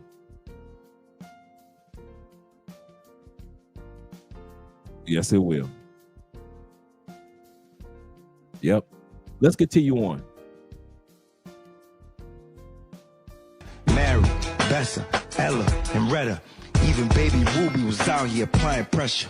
Gail, John, Booker, Sid, George, nuts if you don't know who he is. Beyond, Charles, Roy, Carter, Cecil, just for drinking them white folks' water. All kings and queens, yes, for real. And to the ones that we lost, like Emmett Till and all those that's here, we gonna continue to hold it down. Say it loud, black, and I'm proud. Who was your childhood celebrity crush? Janet Jackson. Larry King. Secret talent. I'll pass on that one. Okay. Person you trade places with for a day. Malcolm X. Guilty pleasure. True Blood. You notice how social media today is nothing but Larry King episodes? From Joe Rogan to even Love Crossing Borders with our interviews. All of us are piggybacking off of what Larry King did years ago. No audience, 2 microphones, 1 guest. No bands, no commercials, 2 microphones, no audience, 1 guest. Shout out to Larry King for being a forerunner. Before there was social media, he was doing it the exact same way that we all do it now. TV show you'd like to be a guest star on? Ooh, Game of Thrones. Best compliment you ever got? That I will be a great father. Someone you're dying to work with? Viola Davis. Weirdest job you ever had? Give me the best compliment that you ever got. Put it in the comment section. Shout out to my man, Official Kobe. He said, think you can change your life like Maya Angelou. I did.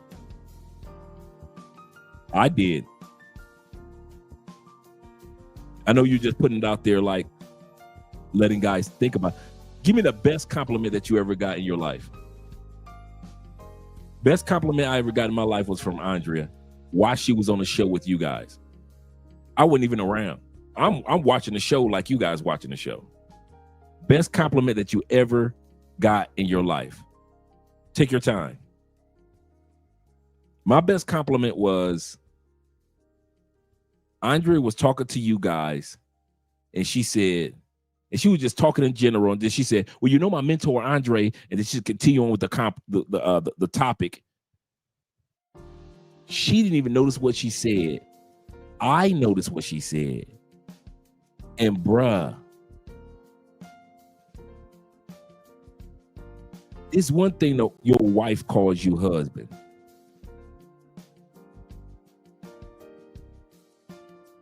When Andrea said mentor,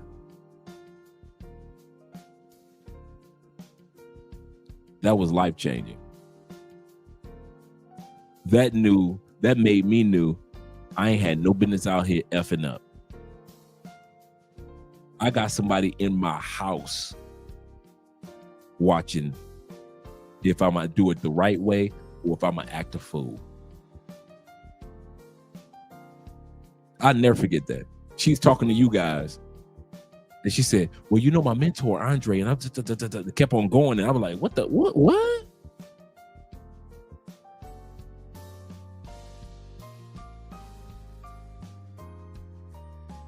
Give me at least three of you guys. Give me the best compliment that you ever got. I don't care if it was cooking. I don't care if it was fatherhood. I don't care if it was your girlfriend. I don't care if it was a total stranger. Another great compliment I got was from a white guy in Toastmasters. I was the only brother in Toastmasters at that time period in our group. And I remember the white guy said, Andre, never stop representing your people. A white dude pulled me to the side. He said, I need to talk to you about something. I said, okay, cool, what's up? He said, I need you to do me a favor. I said, what's up? He said, I need you to never stop representing black people. I was like, and I knew what he meant. It wasn't about being my blackness. It was about how I was representing blackness in a positive way. And that there are not too many brothers and sisters out there that represent blackness in a positive way. And we need more like you, Andre. And this was a white dude, like white, regular white, suburban white dude. Let me listen to what you guys have to say. Meek said this. He said, the best compliment that I got when I was 19 years old, when a staff member told me that I'm becoming a grown man. Come on now. That was that time too. That my mindset was different from others because I told them I got it he said, I got into a fight and I lost. You are becoming a man. Come on now. My man Dave said, he said, mine was that Dave's would make, or I'll make a great father. That's a good one. Antoine said, best compliment. Very talented. Very talented. Come on, man. Do you think that I'm able to do these 10 hours live streams without being in Toastmasters International? Wait till I get my Spanish down. Remember, Toastmasters is called Toastmasters International. They got Toastmasters here in Colombia. Dude, they got Toastmasters in Cali and Bogota. They have the regional competitions for public speakers. They got Toastmasters in Medellin. They got Toastmasters. Bruh, Toastmasters International is just that. Toastmasters International. I didn't appreciate, I kid you not, I didn't appreciate the international part until I went international. Then I understood, like, oh, it's not just in states. It really is around the world. Ella said this. He said, my father's saying that he's proud of me for the first time when I was 21 years old. That's what I'm talking about. You better back the fuck up out my face, goddammit. I'm from Detroit, Michigan. Don't play with me. I hit the wrong one, but and Dad. Kobe said this. He said, family and friends say, why does everyone like you? He said, that's your gift. That is your gift. And there are people that are like that. There are people that are dudes like you attract two types of people. People that's like you and people that are jealous because they wish they were like you. Say that again. You attract people that like you and people that are jealous because they want to be like you. I'm one of them. I know when I walk in the room, everybody don't like Andre because I give off don't give a dang energy, right? I literally give off that don't give a dang energy. I get along with everybody. Like 99.9% of the people that I meet, I get along with. It's like a 1% of the people that I ever met that I didn't get along with. But some of you dudes, your get along with is so obvious, so smooth. Mine ain't like that. I feel like I gotta work for people to like me, even when I don't have to. But you Kobe dudes, man, y'all got that personality, that energy that people like. And the people that don't like you are people that wish they were like you. Yes, sir. Bobby says this. He said, I was told that I should be a teacher and teach history. Teach history. Yes, sir. And sometimes you be like, me? Yes, you. You should be a teacher. I can see that. Ronan says this. He said, compliment. He said, you are the best example I have used to pick a great husband. Oh, you about to make me cry. To pick a great husband. Now go put your vape up by a black woman that I know. Ain't nothing wrong putting up your vamp out there or your vape. Absolutely correct. Another great compliment I got was from a sister that I dated for a month. After we separated, she called me, I think it was like a year later. She told me, she said, I want to thank you. And I said, why? And she said, because of you, kid you not, we're going to come back to Malcolm. She said, because of you, I knew what to look for in a good man. She said, I have never had a good man in my life till I met you. She said, and even though we separated and it was applicable, I'll pronounce it, mutual. She said, when I did look for or allow another man to come in my life, I made sure that he had the qualities that you had. She said, now I'm engaged and we're about to get married. She said, and I just want to say to you, thank you, Andre. You showed me what a good black man was.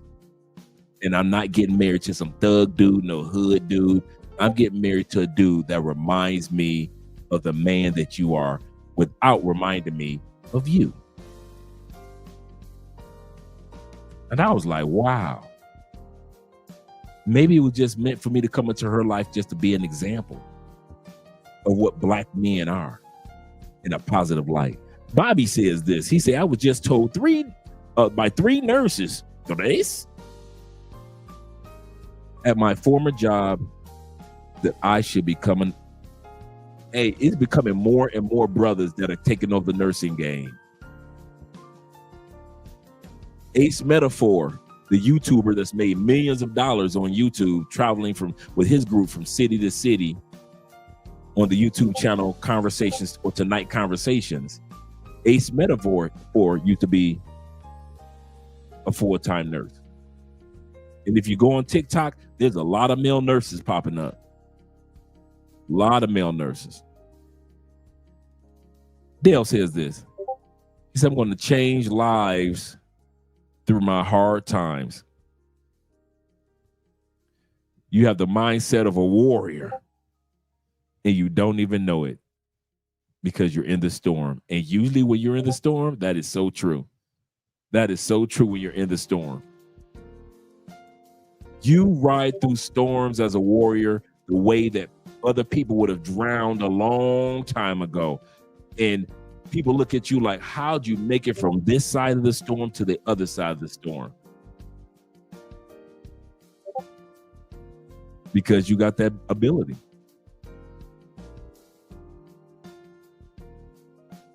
He said, cape up. Cape up, brother. Cape up. Yes, sir. Bobby says, my martial arts teacher complimented me, telling me that he constantly sees my progression due to my later age. He said, I wasn't sure if that was progressing. And that's probably why he gave you that compliment, to let you know he sees something that you at that time period didn't see. Venture says this. He said, my compliment was, you fine it. Can I get your number? He said, that was my ex-wife. Shout out to X. Shout out to the ex. Yes, sir, man. There are compliments, man, that we get that kind of like resonate with us throughout life. Ella said this. He said, my baby mama still compliments me weekly. Ain't nothing wrong with that. She wants me back. She wants me back. I can tell what this is.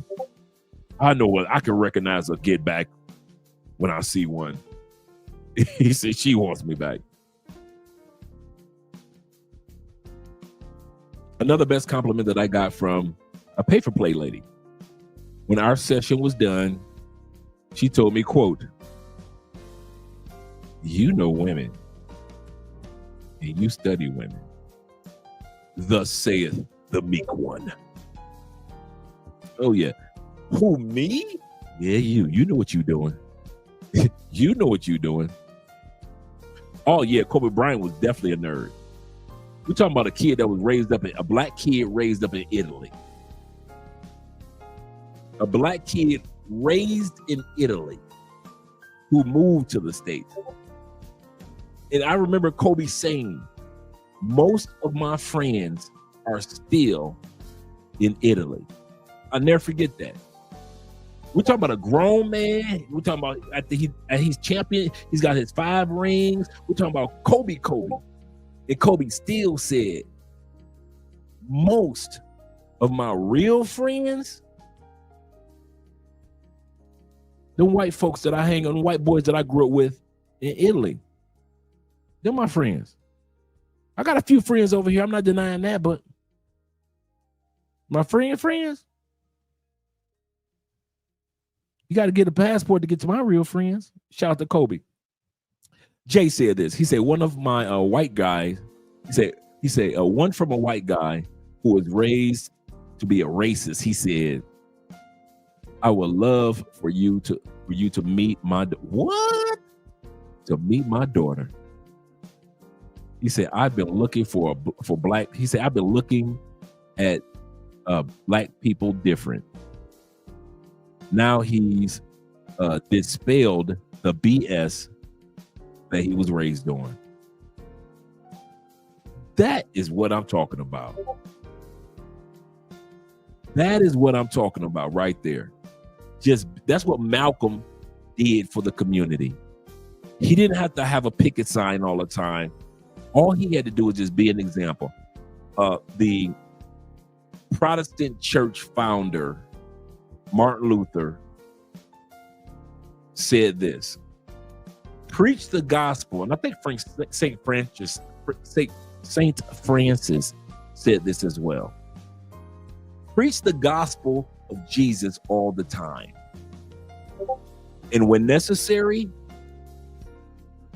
use words. Preach the gospel of Jesus at all times. And only when necessary, use words.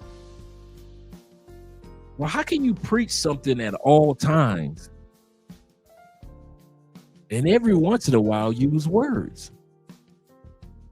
By being an example. You guys are showing by way of all your compliments that you didn't have to say that you're a good dude. You preached it by being an example. Kofa says this. He said, we care and do the physical work. I'm not surprised. Yes, sir. He said, I hooked my BF up with his daughter. I ain't mad at you. Shout out to that one. Carlton also says this. He said, as of today, they're in the hospital about to have their first. You hooked up. Now, let me go back.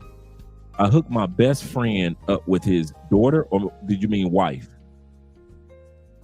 And as of today, in the hospital. Oh, today. Shout out to them. Blessings on blessings. They're having their first child. He was my co-worker. Yes, sir. They're married as well. See what we do, man? We do great things. Shout out to my man, KW, leaves America. He said, what's good, bro? Dre, 15 days. Count down, bruh. Yes, sir. Count down. Yes, sir. I got a few of you guys, man. I got a couple of guys, like 4 of you guys I'm picking up from the airport this week. Shout out to all you guys.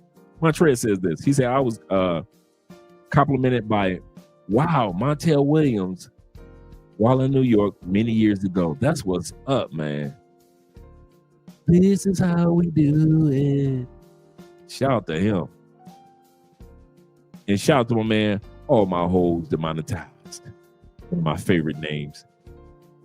He said, Dre, salute, sir. Wiping my feet off at the door.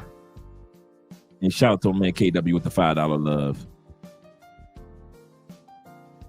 Salute to you as well, kind sir. And salute to us all. And last, before we go back to the video about our brother, Malcolm, Jay Carson said, my co-worker's daughter. Oh, your co-worker's daughter, and you hooked it up with the best friend. Nah, that's all I'm talking about. That's how it's supposed to be done. That's how it's supposed to be done. People introducing each other to people. Let me make sure I didn't miss anybody. Looks like I got everybody. Let's go back to the video, gentlemen. Let's go back to the video.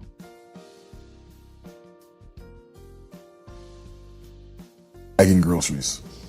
What's store? Let's go back. Oh, you'd like to be a guest star on? Ooh, Game of Thrones. Best compliment you ever got? That I will be a great father. Someone you're dying to work with? Viola Davis. Weirdest job you ever had? Bagging groceries. What's store? It was a liquor grocery store in my neighborhood back in, it was like 79. Were you a good bagger? I was, actually. Something you wish you were better at? Acting. Strangest fan encounter? Got my eye scratched at a parade. Who did it, a woman? Yeah. Ran up to you? Yeah. She was a fan? Yeah. She was, clawing to get at me. And luxury you can't live without? My bass. Your bass? I'm a bass player. So. Oh, you're that too? Yeah. That's a luxury to you to play. Do you play in a group? I have a jazz funk spoken word band called My. So he got his ass scratched by one of them females with them long claws, some raptor claws. Sad. I was long. I've got 3 CDs out. Really? Yeah, I play electric and upright bass. Tell me something people don't know about you. I just learned a lot. Electric and upright bass. I have more of a struggle than people realize in owning that I am enough, if that makes sense. A struggle that you're enough? Yeah, owning that I am enough. I think, even though I've been acting for more than half of my life, even though I have been able to navigate through the perils of growing up in this industry on what could be seen as a successful path, there's a certain confidence that I exude. But even with all of that, there's still a struggle in owning that, yes, I am enough. You are a poet.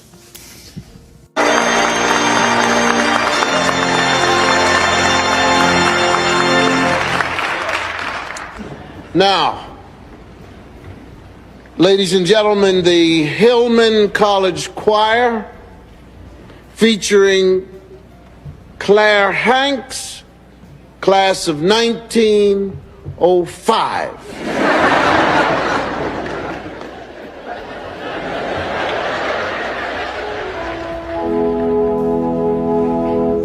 Seek ye first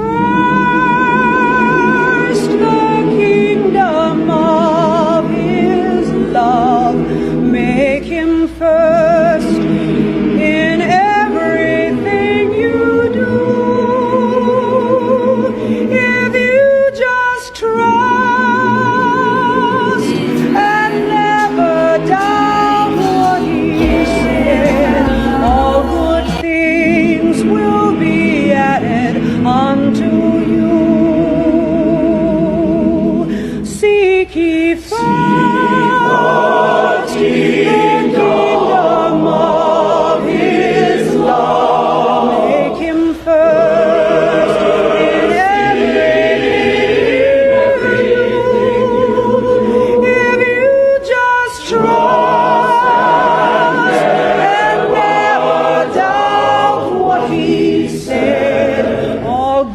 things will be added unto you.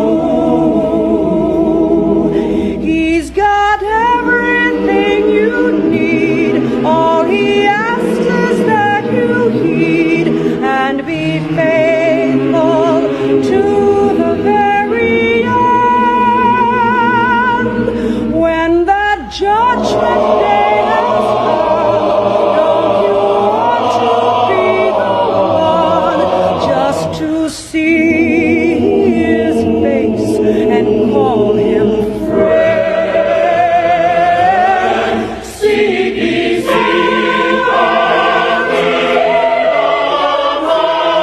his love. Make him first in everything you do.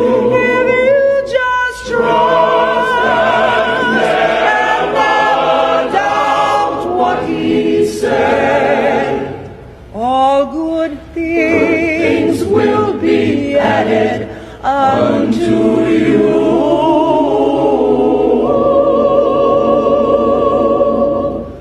All good things will be added unto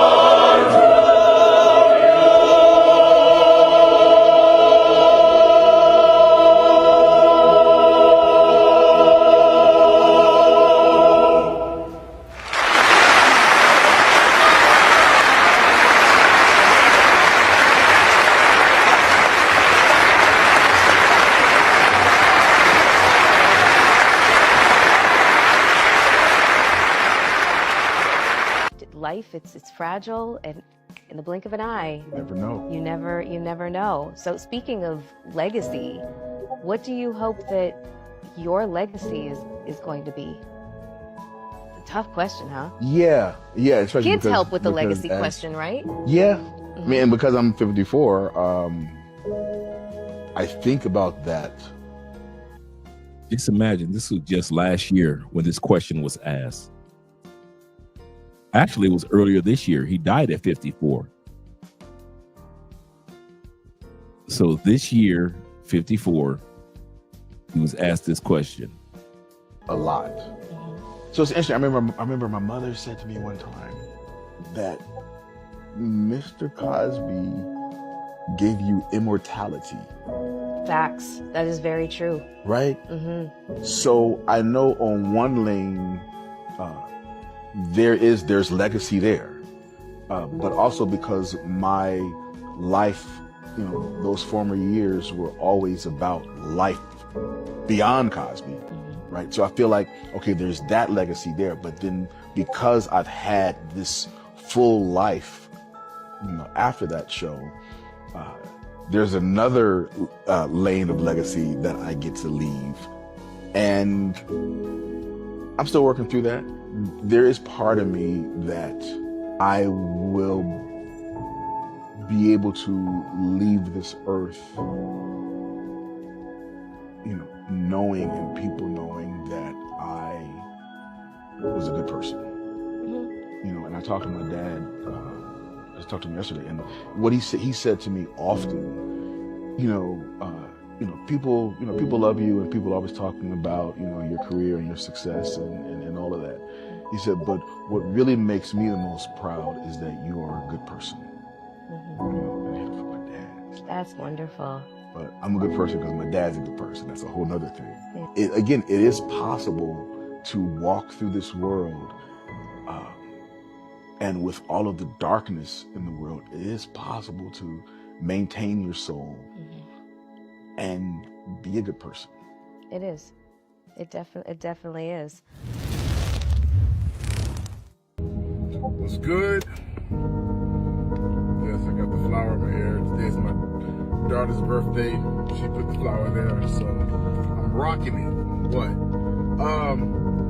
It's a beautiful day here in Atlanta. I just wanted to shout out and just spread some love and some good cheer. And life is out here lifing, right? For me and for everybody else. But just wanted to remind you, as I remind myself, that no matter what's going on, there's always a reason to smile. If you just take a minute to stop and take stock, I guarantee you can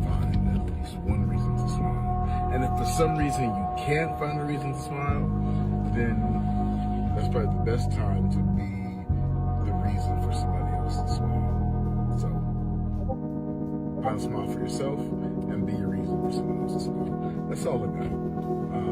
Listen to love. It's been a minute. Peace and love, and I'll be back soon.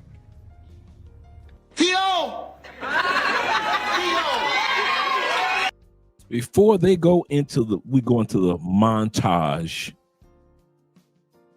I know y'all didn't think I was going to end this live stream on a negative, or not negative, on a sad note.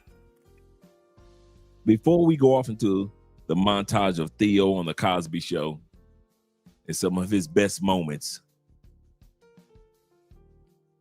and he said that I wanted to go out being a good person. I often think about my own mortality. If Andre was gone, bam, when that moment's gone, what would people say about me? Y'all ready? Here we go. There will be a percentage of people that will say about Andre, fuck Andre. Can't stand him. He was egotistical. He act like and he talked like he knew everything. I have more money, more properties, and more women than Andre will ever have. Fuck Andre.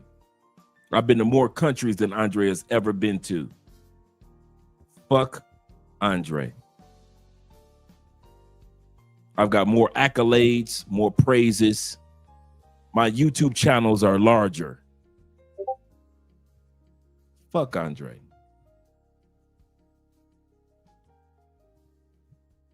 I've got more women that are far more attractive than his wife. Fuck Andre.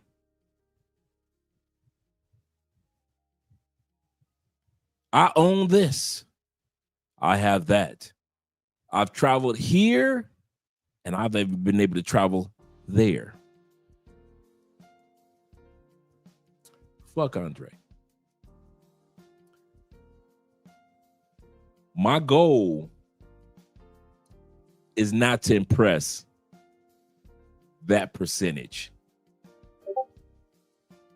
They exist. Oh yeah, you can ask Richie Mack.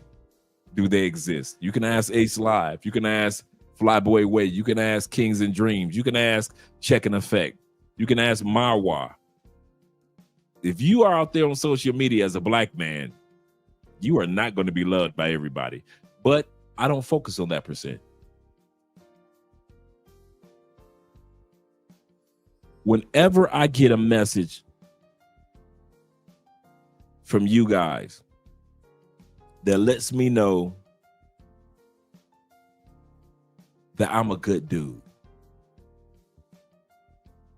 that lets me know I ain't a perfect dude, but Dre, you came on these live streams, you hooked up on mic as a good man. And if I ran across you in public, you were always a good man. The word good in its original translation means beneficial, necessary.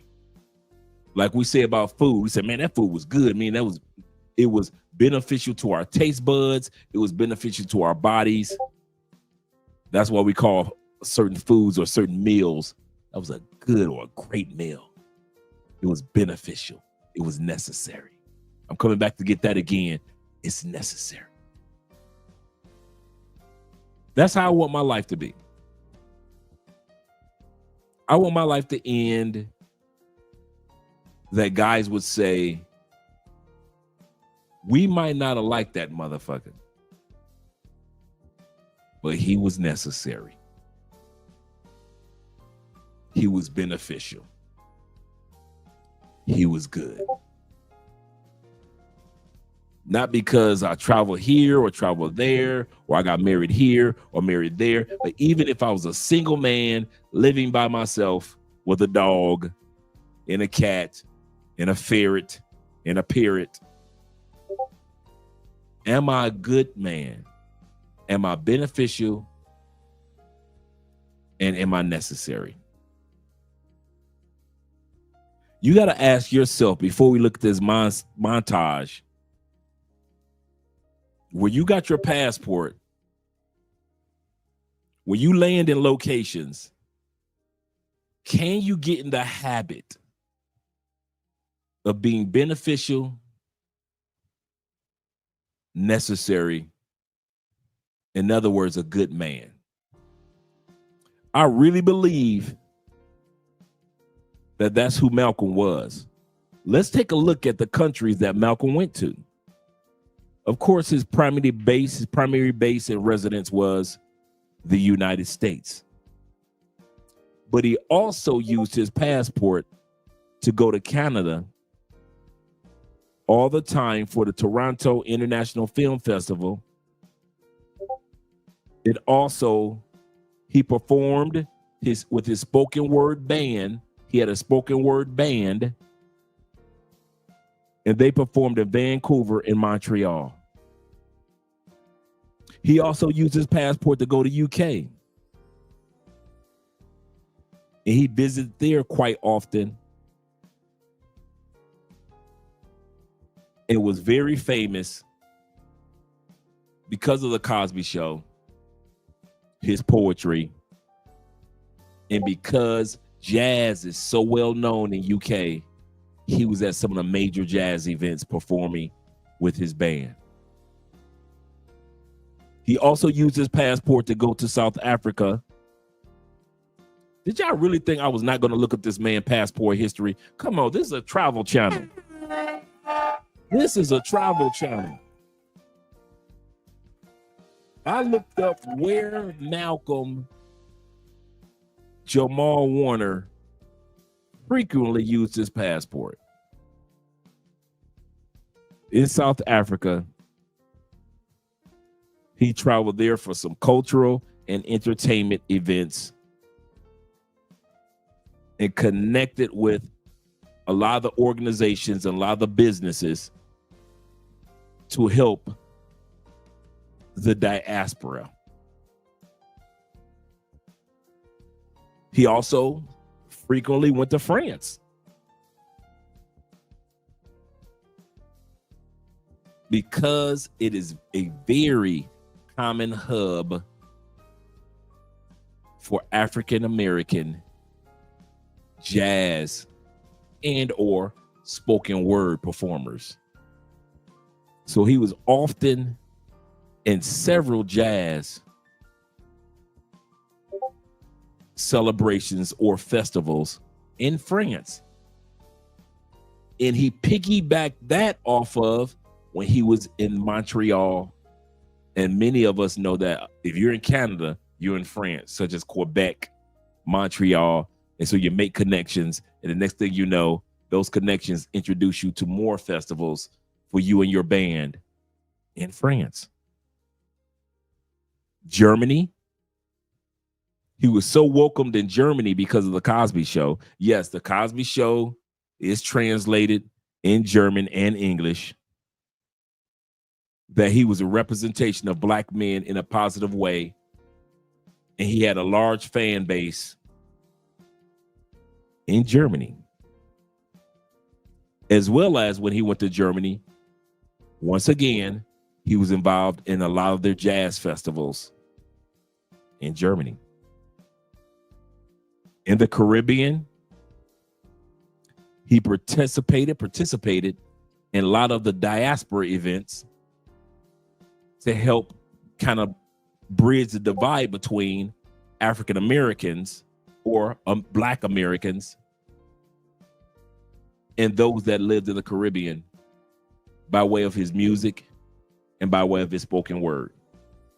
And as we well know, his last time using his passport, last stamp, final stamp, was in Costa Rica, celebrating his daughter's birthday with his wife.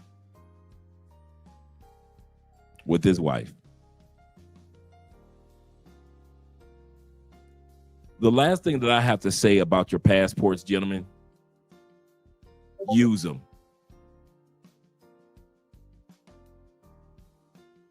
I don't care if you go on a cruise that doesn't have Pookie and Ray Ray on it. I don't care if you're from New York and you go to Quebec for the first time and you get to enjoy France without having to go to France. Don't care if you go to Brazil or come down here to Colombia. You go to Mexico or Cuba, doesn't matter. Stop waiting to use your passport. I'm going to say this again. Stop waiting to use your passport. There's never a perfect time to get married. There's never a perfect time to have birth of a child, and there's never going to be a perfect time to use your passport. And any of the men in the comments will let you know there is no perfect time. None of us had a perfect time when we've been using our passports. Now, when it came to relocating, it may take us 5, 10, 15, 17 years to relocate. But between month 1 and year 17, guess what we've been doing? Using our passports. We've been using our passports. You're talking about you're moving to Cancun. Have you used your passport yet to go to Cancun at least one time? You said it 5 years ago. Have you been using your passport in the last 5 years to go to Cancun or Playa or Tulum in Mexico or Mexico City? Use your passport. Life is too short to leave your loved ones without memories about you. And the one thing that my family can say, including you guys, Andre left this planet necessary. That brother walked around as if the information that he was sharing was necessary. If Andre's not necessary, cool. But you will never say the information that he shared was not beneficial, good, or necessary. Let's go to the montage. Before we go back to let's go to the comments real quick. Then we'll go back to our brother Malcolm. And once again, our condolences go out to the Osborne family with Ozzy Osbourne, keeping his wife and his children in prayer. Yes, sir. Job well done. Like in the Bible, when God says, well done, good and faithful servant. And we pray that's what he hears, or that's what he heard when he got to glory. He said, indeed we do. Shout out to Bobby once again. Tori said, he said, I like to be muddy waters when little water passed. I lost my best friend. Absolutely correct. Shout out to Rico. Rico said, well said, Andre. He said, I've been to Quebec many times. All you hear is French. Absolutely correct. If you can't make it to France, that's the part with your passport that guys don't get. For example, I'm here in South America. If I never make it to Europe, if I make it to Argentina, the structure in Buenos Aires, the structure, the music, the dance, the food is as if I made it to Europe. If you never make it to France, if you don't know what France is like, go to Quebec.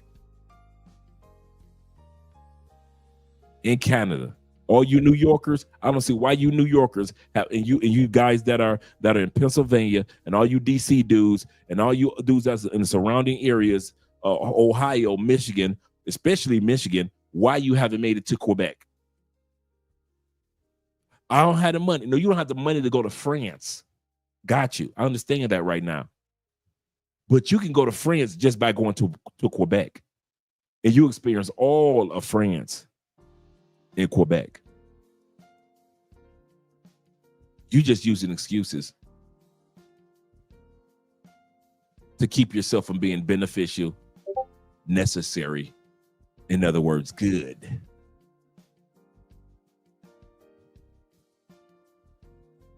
He said, that's fact. There's no perfect time. There's none. Some guys think that because you ex-military guys and you got your pensions and you got your money on track, then there's all you crypto dudes, you got your money. So that you all you Theo graduates, well, you got the money because you, no, bruh. You can have the money and still be so terrified because it's not the perfect time. It will never be a perfect time to relocate to another country. Dude, if I'd waited for a perfect time, I would not be in South America today, waiting around for the perfect double Dutch. You know how you jump into the double Dutch? Waiting for the perfect time to jump into the double Dutch. No, bruh. Ronan is 100% correct. There is no perfect time. He said, tomorrow is never promised. Better figure it out sooner than later. Absolutely correct. Shout out to my brother, Official Kobe, with the $2 love. He said this.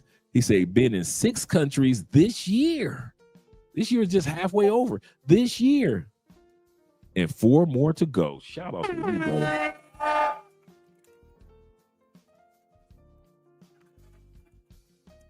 And my brother Nonchalant says this nonchalantly. He say, life is too short. Leaving your loved ones without memories about you.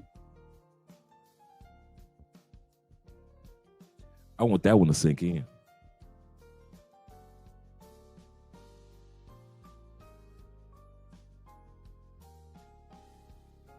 If I had waited to the perfect time, it's not about just meeting Andrea. It's not about coming to other countries. It will amaze you how many families and friends that told me or looked at me like I was an idiot, that looked at me and told me I was out of my mind. I'm saying this for all you guys that have relocated already, that looked at me and talked to me like I was out of my mind. I didn't know what I was talking about, blah, blah, blah, blah, blah, blah. Over the last year, I've been here for almost a decade. Over the last year, how many friends and family members have hit me up on Facebook or directly? I'm ready. I've been watching you. I'm ready. I don't know what to do. I'm ready. Some of you dudes can relate to that. Some of you dudes have been gone and now you got your brother coming through. Some of you dudes have got dads coming through, moms coming to. Your mama is 63 years old, ain't never been nowhere, but she notices how safely you travel to other countries. And now your mama said, next time you go, I'm going. You looking at your mama like, girl, you ain't mom. Come on, mom, don't do that. I'm going. And your mom going there and blow her little passport off. I'm going. And you look at your mother like she's serious. For real? Yes, I am. I want to see what my son or daughter has been seeing. It's never too late. You remember I mentioned the other day of the brother, his dad would not come down unless it was some golf. He couldn't get his dad to come down. He'd been coming down here for years. This is my dude. Been coming down here for years. Dad wasn't coming. Dad in his 70s. I ain't going down there, man. Ain't no golf courses. First thing he asked me, he said, Dre, they got any golf courses in Colombia? I said, yeah. They got any in Cali? I said, bro, we got 3 nice ones in Cali.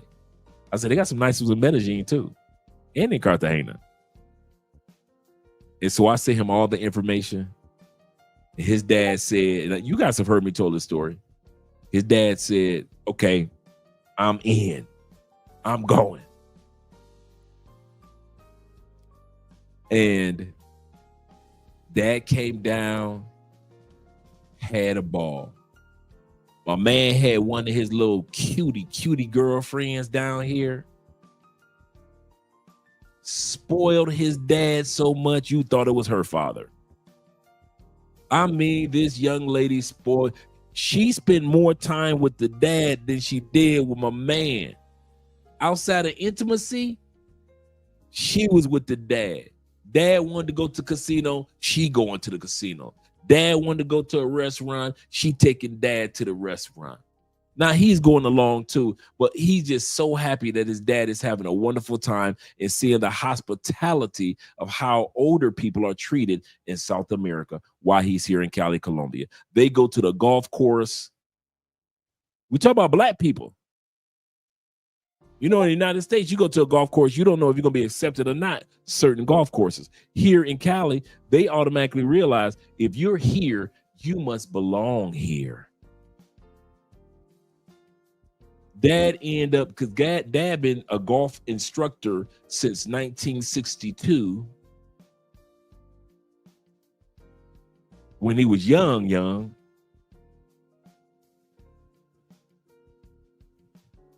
Dad, no, it was 1972. And dad teaching others and instructing others here in Colombia, in Cali, how to play golf. They come back. True story. This was like 3 years ago. They come back. Me and him, dad, me and my man sitting around, we having drinks. Dad just talking. Dad say, you young folks you young folks lucky. I'm looking at him like I'm 57 years old. My man like in his 40s. You young folk, he said, you young folks lucky. He said, man, if I'd have known about this 15 years ago, I'd have been down here 15 years ago. And I looked at the dad. You guys have heard me say this. I looked at the dad and I said, sir, weren't you married 15 years ago? He said, young man, you heard what I said. I'd have left my woman. I'd have been here 15 years ago. He said, y'all fortunate to have your passports to take advantage of. Very fortunate.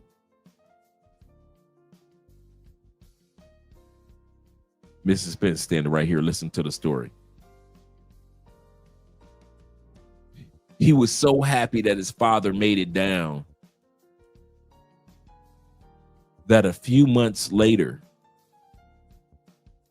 his father passed away. He calls me, he said, Dre, my dad just passed on. I said, you all right? He said, bruh. He said, I'm good.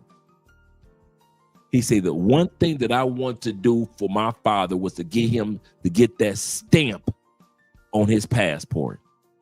He said, that was my number one dream, Dre. You and I are close enough to know that's what I wanted. He said, I got all this real estate. He lives in Texas. He said, I got all this real estate. I've got all this money. I've got everything that I need.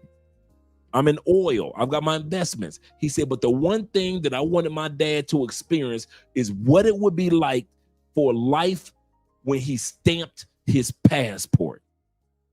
That one stamp. That's all I wanted for my father. He said, man, you helped me get that stamp for my dad. He said, I'm at peace. I'm at peace.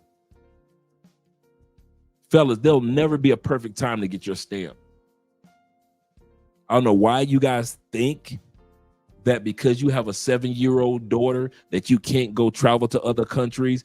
and prepare yourself so when your daughter turns 27 or 17 or 20, you're ready to go because you visited enough countries with or without her to decide on what country you want to live in once she did turn 17, 27, or 20.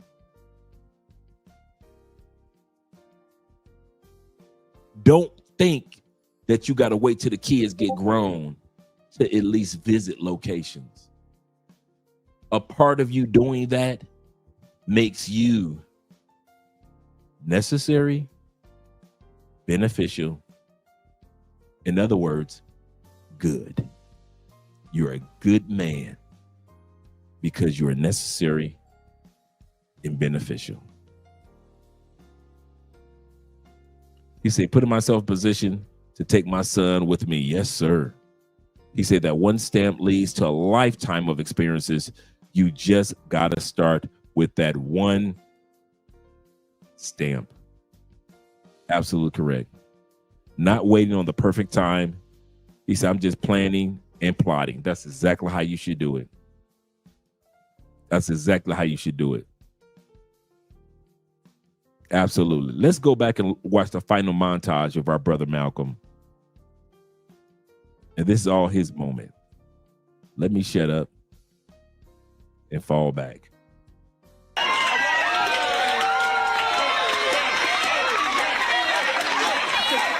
I'm Tio.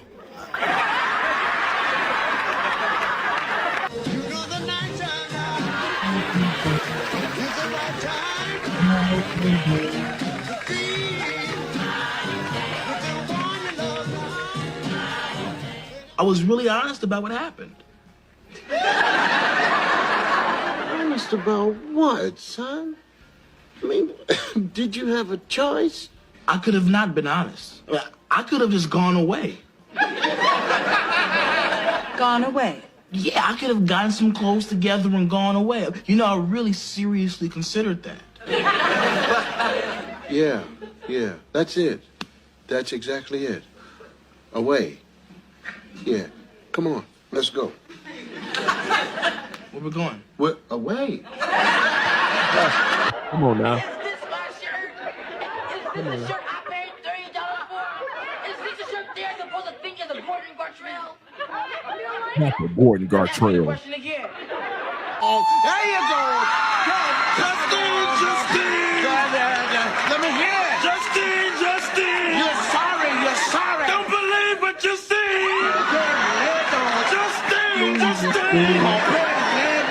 All my life, I felt like I was walking in a basement and everybody had the light on but me.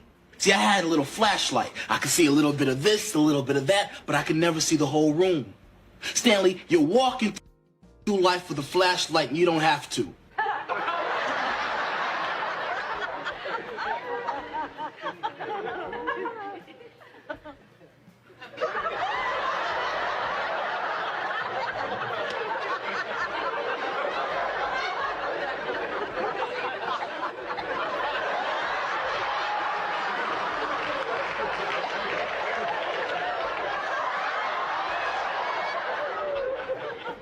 Instead of acting disappointed because I'm not like you, maybe you can just accept who I am and love me anyway because I'm your son. That's the dumbest thing I've ever heard in my life. There's no wonder you get D's and everything. I just want you to do the best you can. That's all. I'll try, Dad. Yeah. I really will. All right. I love you. Yeah, Dad. Huh? I know. Yeah. And maybe your mother loves you too.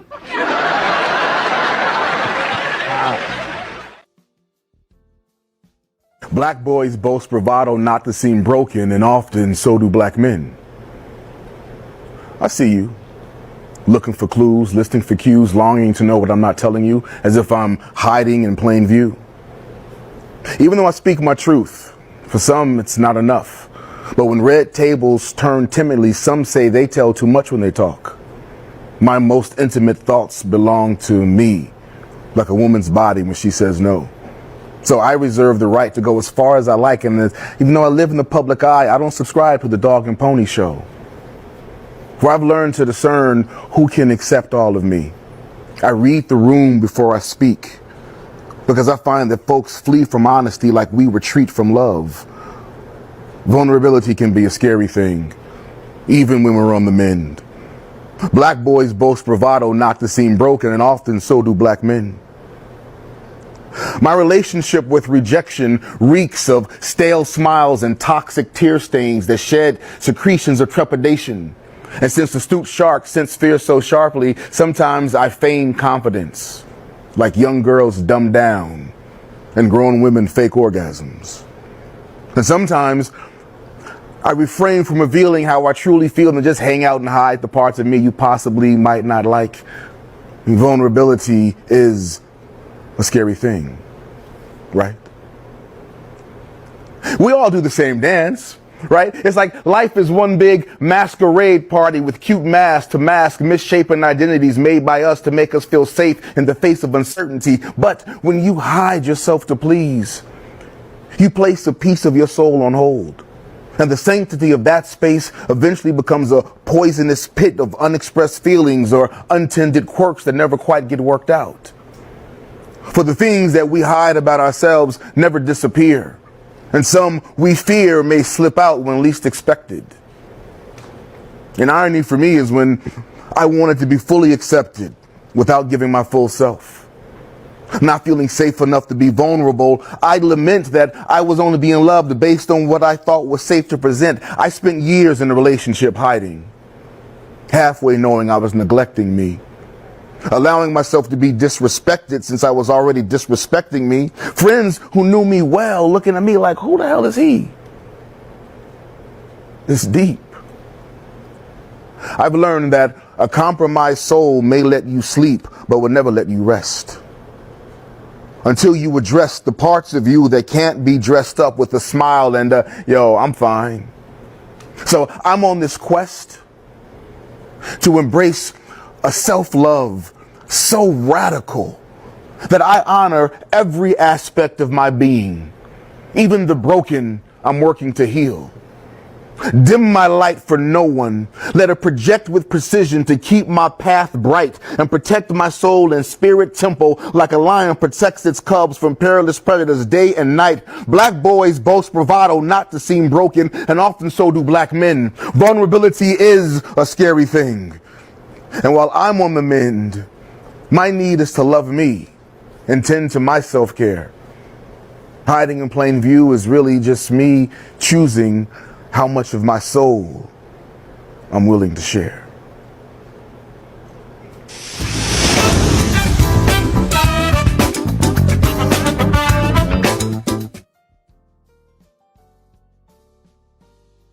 You could tell from the title, it looked like it was Portia or Portia.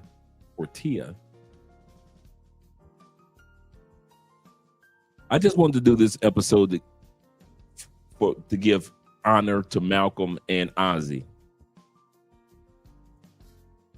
I'm not forgetting about how Ozzy impacted my love for rock music in the 80s and 70s. Part of being the nerd dude was to accept every form of music, every form of art, every form of creation. So if it was a white boy that created it, I had no problem with giving praise to the white dude. If it was a brother that created it, I ain't had no problem giving praise to the brother. I enjoyed R&B as much as I enjoyed rock music. Dude, I'm still jamming to Aerosmith, B-52s, Men at Work, my other one was Duran, David Bowie, Ozzy Osbourne, Journey, Queen, and my favorite group of all time next to Earth, Wind, and Fire, the Eagles. I'm that brother. I'm that brother. I'm that brother. I'm an 80s child. MTV me. Give me back the original BET when it was nothing but music on music and there were no commercials. It was just music. Give me that one. Give me hip hop when it was pure and give me guitar riffs like with Run DMC and Aerosmith. So at the end of the day, oh yeah, no more tears, tears for fears, the police, the system. Give me Mantronics,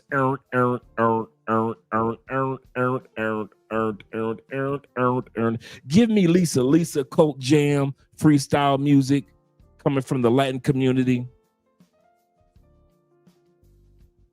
When Lisa said, apologies not accepted, take it to the broken heart you collected.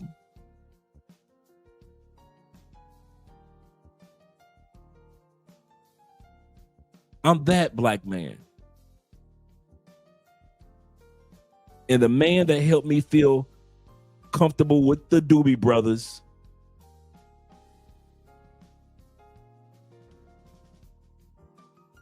Shout out to the Doobie Brothers.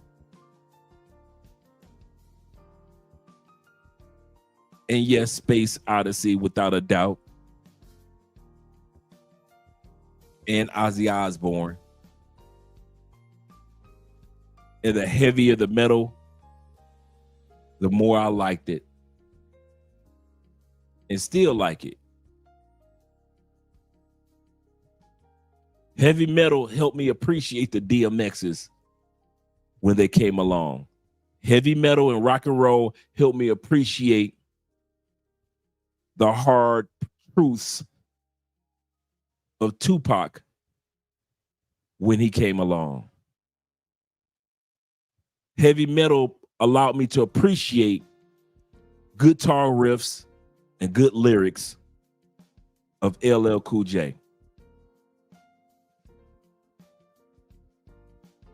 Because of heavy metal and rock and roll, I had one question. I want to know what love is. I don't care if it's coming from the Bangles. I don't care if it's coming from Queen. I want to know what love is. If it was coming from Journey, Led Zeppelin, yes sir, Pink Floyd, Fleetwood Mac, Leonard Skinner, Steely Dan, Crosby, Still and Nash,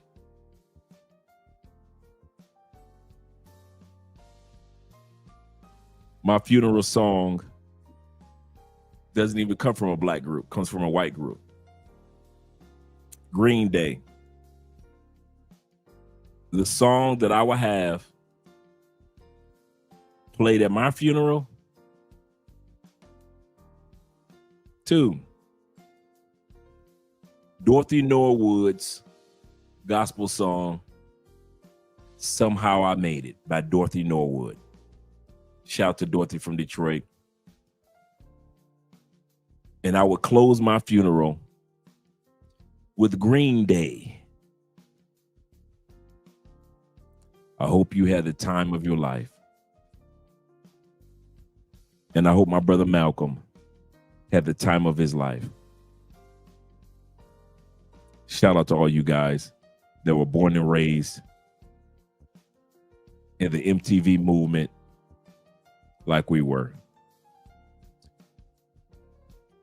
Oh, y'all moved back to Cali with that? He said from 1996 to 1999, the 3 kids have returned with us various times with their kids. Now we're talking about Gary. Gary came down here with Peace Corps in the early 80s, met his wife, They're still together. Shout out to Indiana, them Indiana cornfield boys. So when I tell you guys that's been coming down here to Cali a lot longer than many of us, my man Mad Max, aka Gary, and his family. He said the past port tradition has been passed on to the next generation, basically, meaning us and then beyond. He said rock and roll, heavy metal need to thank Chuck Berry, Jimi Hendrix, Little Richard, as well as others for laying the foundations. I am so glad that I was around for the 70s, the 80s, the 90s, and the early 2000s when it comes to music. But my favorite genre, the 80s. The 80s. Everybody from Boy George to Michael Jackson to Madonna to the Police. I mean, no rapper sounded like anybody else. Public Enemy didn't sound anything like Run DMC, didn't sound anything like KRS-One, didn't sound anything like MC Shan, didn't sound anything like Miami Bass, didn't sound MC like Shadi coming out of Atlanta, didn't sound anything like NWA, King T, shout out to King T, didn't sound anything like my man E40, way back then when E40 had first started in the 80s. For all you E40 fans, yay area. I remember Madonna was a drummer in Michigan. That's how she started. Shout out to Phil Collins.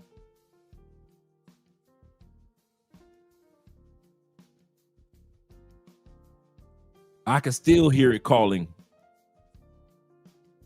in the heat of the night. Hold on. Hold on.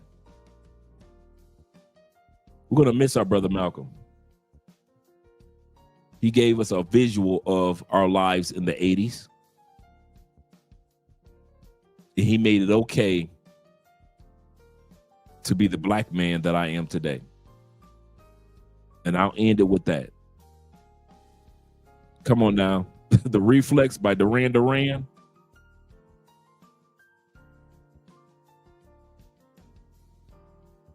I come from a land down under. Blondie. I was listening to Blondie the other day. For all you white brothers out there that think black people did not listen to your music, I call BS. We listen to y'all music just as much as y'all listen to ours. I'll never forget this. I guess I'll end it with this story. I remember I had a coworker, redneck. He had to be 20 years younger than me. We're talking about Ford pickup truck. We're talking about baling hay. We're talking about white boy on redneck, white boy. We're talking about cow punching, cattle ranching, white boy, cowboy hat owning, moonshine drinking, white boy. I'll never forget. Come on, men at work. Steely Dan. Anyone? Steely Dan? For those that don't know, Chevy Chase from Saturday Night Live and all the movies used to be the lead drummer for Steely Dan when they first got famous. Huey Lewis in the News, yes, sir.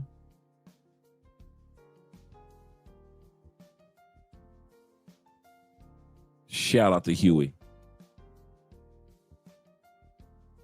Still touring. Come on now. Asia, let's go. Let's go. The Steve Miller Band, Pink Floyd. Come on, black man, show us what you got.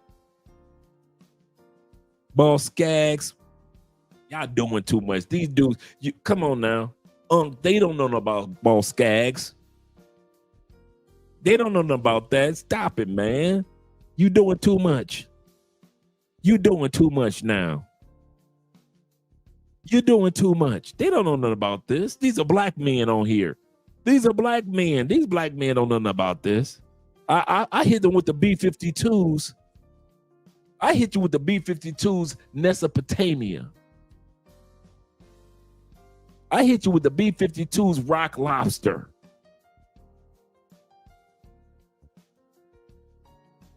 Come on now. Y'all think B-52s was grooving. Come on. Aha.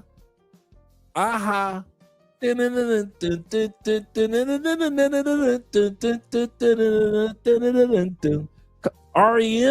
Come on now. These can't be black guys on here that I'm listening to. Man, when I first saw Take On Me video was equivalent to Michael Jackson's Thriller on Friday Night Videos. There are only two videos that at my age changed the game forever. Take On Me with those graphics and Michael Jackson's video, Thriller, premiered on Friday Night Videos. You gonna stop it now. Dollar bills, they don't know nothing about the brown eyed girl. Come on now. Come on now. Phil Collins. Man, Phil Collins. Hit after hit after hit after hit. Phil Collins start off with Genesis in the group Genesis as the drummer. Man, in the 80s, Phil Collins was like Michael Jackson, Prince, Madonna, Tina Turner, Phil Collins. It was like that second tier, Phil Collins, Tina Turner. That first tier, the first tier of pop music to this day, really. Michael Jackson, Prince, we called it the trifecta of pop music was Madonna, Michael Jackson, Prince. The next tier of nonstop hits, Tina Turner, Phil Collins. And then all the other bands came along and all the other groups came along, and you had Boy George that killed it. Aha killed it. Wake Me Up Before You Go. Don't Leave Me Hanging On Like a Yo-Yo. This 70s, the Doobie Brothers. You Belong to Me, the Eagles, Hotel California.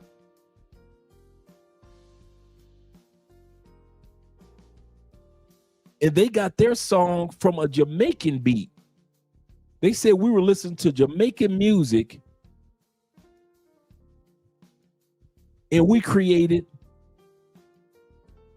Hotel California on a Jamaican beat. So now when you guys listen to Welcome to Hotel California, what a lovely place, what a lovely space, what a lovely place. There's plenty of room in the Hotel California. The white boy said, bring your alibi. And it's all a Jamaican beat.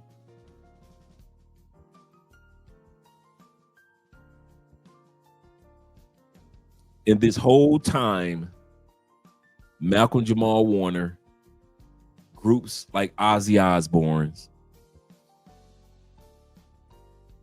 Allow Me to Fall in Love with an Angel in the Centerfold. Da da da da da da da da da da da da da da da da da da da. Angel in the Centerfold. I had no problem with playing that music in my box. I could listen to LL Cool J or I could listen to Angel in the Centerfold in the same box and be who I am. Collars up, and I'm preppy. I had no problem with that because of brothers like Malcolm Jamal Warner and Ozzy Osbourne. Come on now, Metallica. Non-stop Metallica. Non-stop Metallica. That keyboard riff of Take Me On. To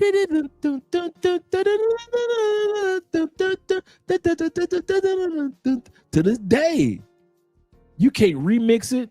Come on. Do we need to have a day of old school R&B with our white brothers? Not the Pet Shop Boys, West End Girls. Come on now. Yes, sir. Joe Jackson stepping out tonight. Come on now. Y'all bringing in hits. You bringing hits. These are hits that regular brothers didn't listen to. Us preppy dudes listen to this. Us nerd brothers. It wasn't the dude that was a cool dudes listening to this. Not the cool kids. Why you think that to this day, 90% of black men and white men still feel like you in part of the Breakfast Club? Because you can relate to the movie, The Breakfast Club. In the movie, The Breakfast Club, you was one of those characters. You know what? Y'all gonna make me pull out The Breakfast Club on some of you brothers for a Saturday night movie. Not Paul Hardcastle doing it with the jazz. Come on now. Yes, sir. Take Me On. Yes, sir.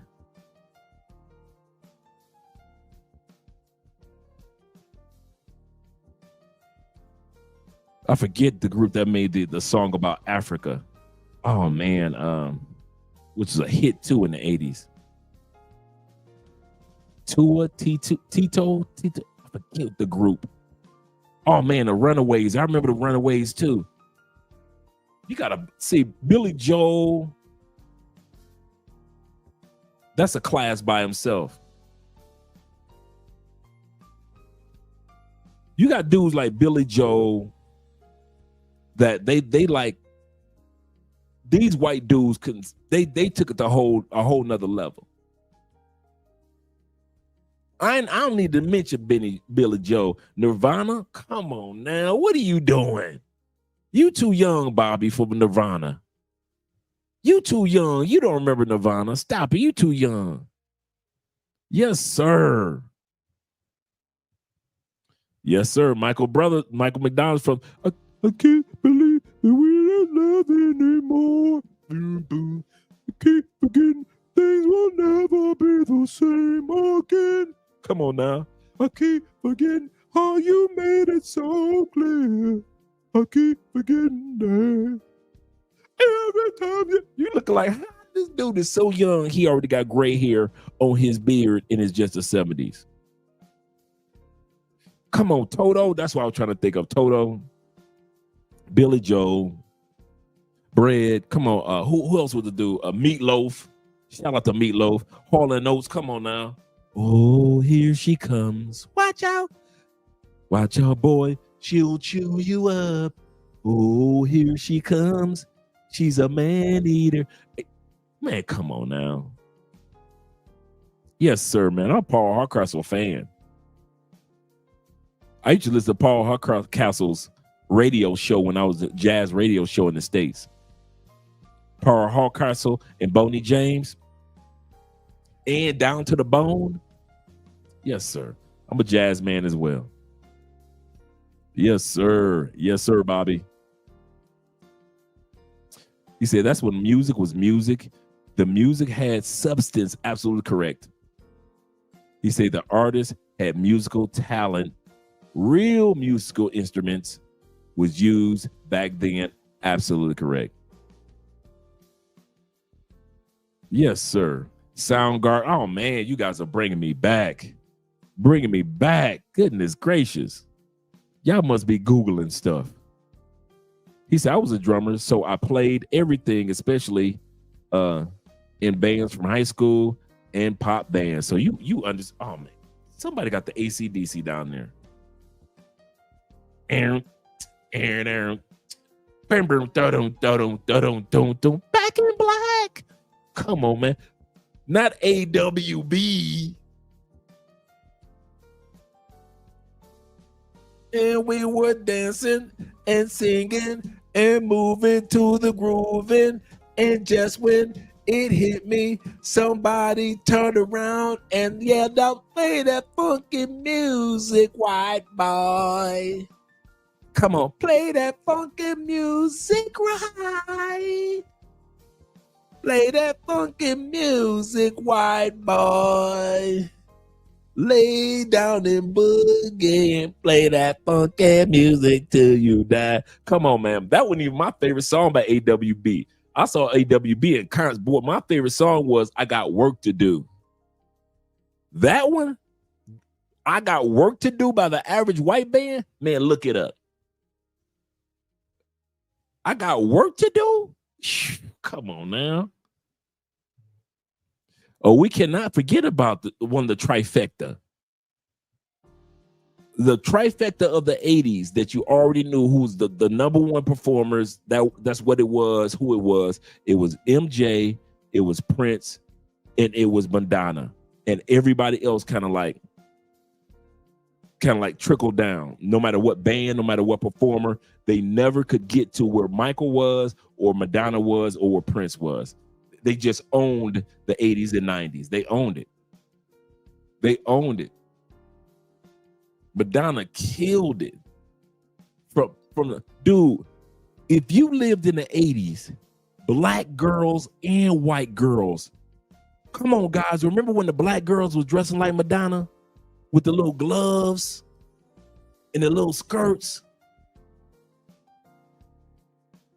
And underneath the skirts, they had the leggings and everything.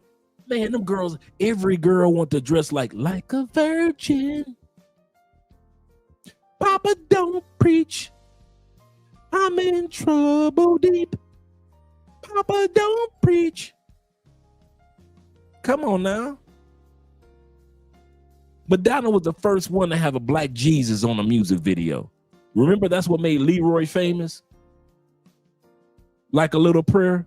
Down on my knees, I want to take you there. A black Jesus in the 80s?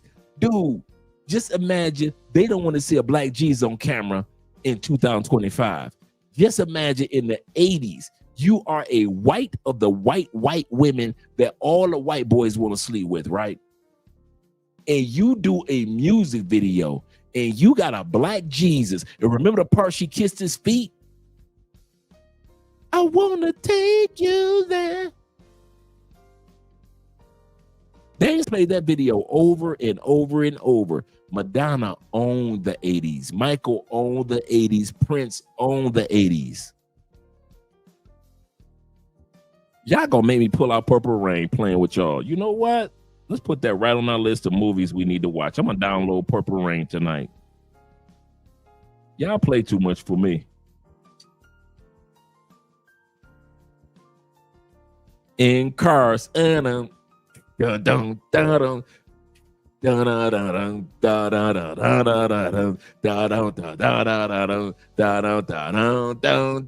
And cars,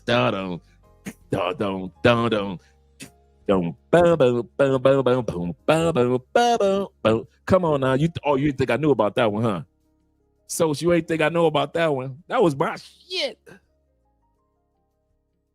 Here in my car, that was my. Yes, sir. Kenny G, man, stop, Kenny G. Kenny G took jazz to a whole nother level, man. A whole nother level. Jazz was never really getting the respect like it did prior to the 60s. Like prior to the 60s, jazz was number one. Boy, Kenny G came, that was it. That was it. Yes, sir. Deepatch New Order. I'm gonna have to look that one up. Y'all finally got me with one. Depche made new order. See, you're gonna make me look it up. Shout out to Bruce Hornsby, yes, sir. The way it was, come on now, yes, sir. Yes, sir. Oh man, yeah, Toto, man. Oh, that was Toto with Africa. Let me listen to the song real quick because I know I can't play it on YouTube. And I know the song, and I think it was one of Toto's.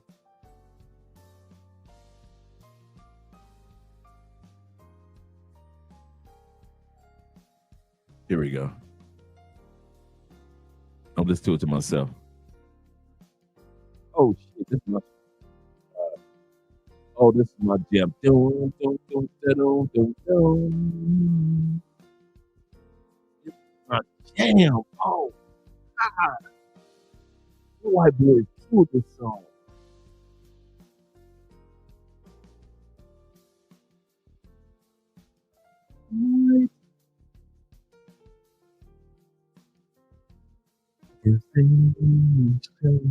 I'm done. I'm done. I'm done. Oh, that was my jam. Oh, that was my jam. Y'all right. Y'all got me with the Toto. I ain't gonna even lie. Man, y'all gonna make me go over to set up a live screen for us on Rumble. Listen to some old school. Oh man. Yep, Wild Cherry. Yep, Wild Cherry. Yes, sir. Play that funky music, white boy. Oh, that was wild. You know what? That was Wild Cherry. But Average White Band was the one that came out. I Got Work to Do. Michael McDonald had hit after hit after hit, man.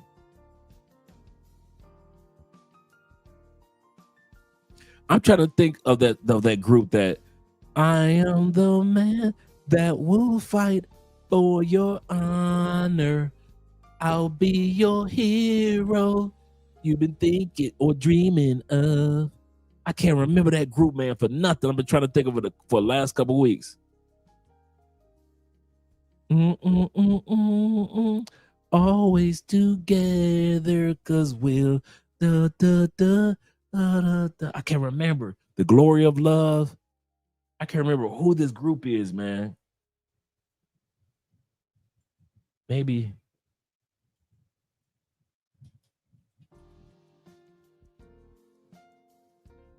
I know it was. Oh, that's what it was. Peter Cetera when he separated from his group. But I forget the group that Peter Cetera was in. Cause that dude voice was like that dude voice was like Michael McDonald's. That white boy voice. There's a few white boy voices that was slow jams that you could get you some coochie to. My man that was the lead singer for Journey, I Want to Know What Love It, man, you get you some coochie on that. Michael McDonald with Patti LaBelle, I keep forgetting we're not in love. Man, dude, any song Michael McDonald sung on, you was gonna get you some coochie. And Peter Cetera, that white boy, man, listen. That white boy was slow jam after slow jam. He ain't had to have no upbeat. He ain't had no dance songs. I forget what group he was in. The Glory of Love. That's what it was. Oh, man. That white boy, man. Oh, yeah. You got to rock. Yellow Bird. I'll listen to Yellow Bird today, man. I'm good.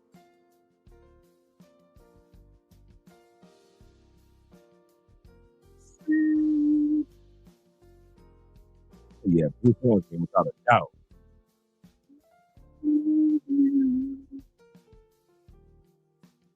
Big Trouble in Little China. Yep. That movie.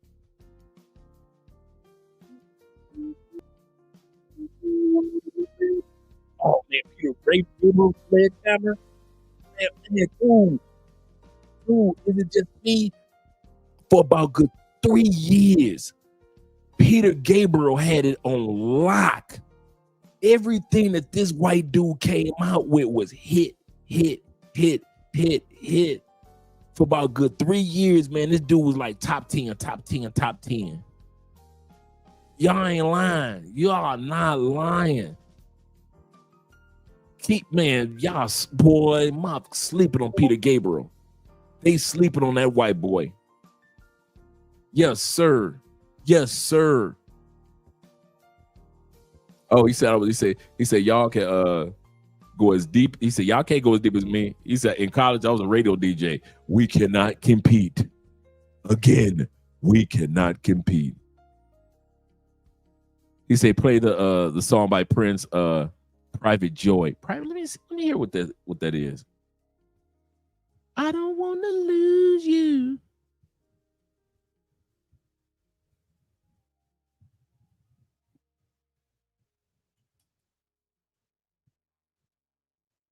Private Joy by Prince.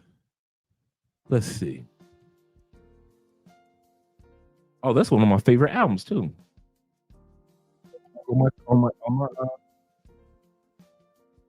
my Controversy album.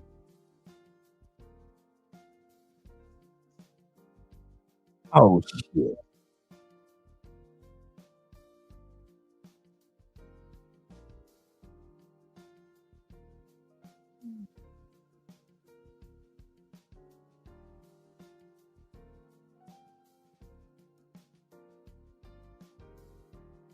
Man, I haven't heard. You know what? That's what I'm listening to tonight. I'm going to listen to my headphones to that Prince album. I'm going to sit back and enjoy that. That was my favorite Prince album. The first 3, if not 4, Prince albums were my favorite. This was the one with Anti-Christian, Antichrist. This was the one with Lady Cab Driver. Won't you take me for a ride? Goodness great, man. I was a Prince fan back then.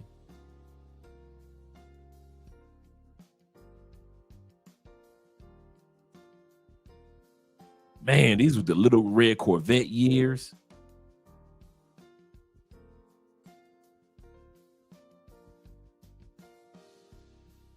Oh man. See, y'all got me going.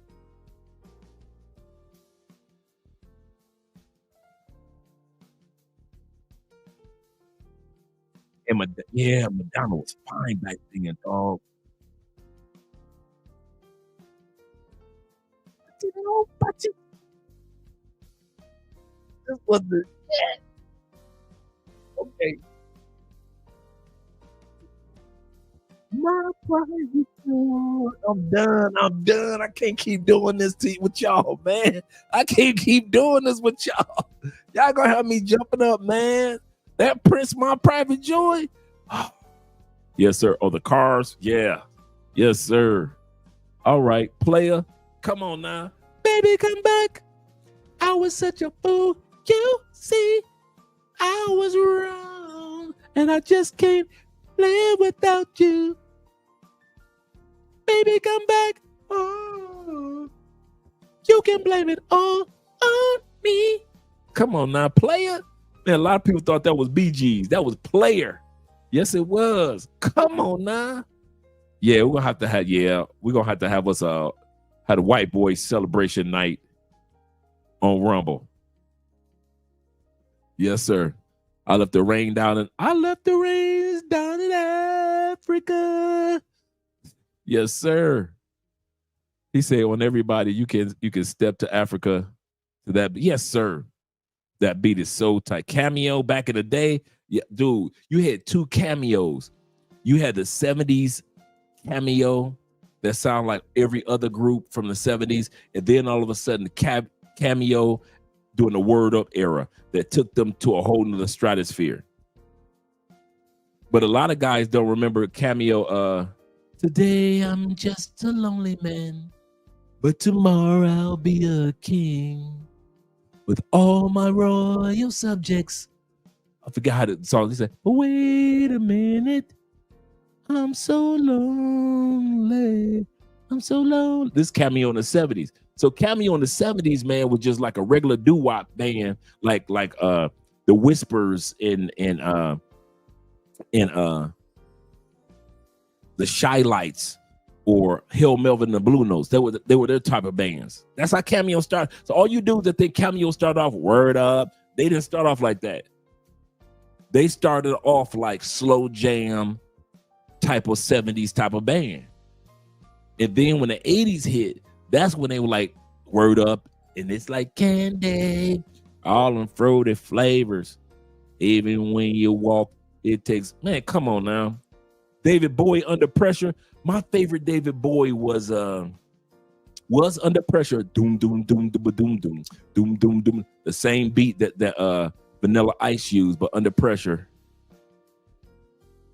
Oh, my favorite David Bowie song was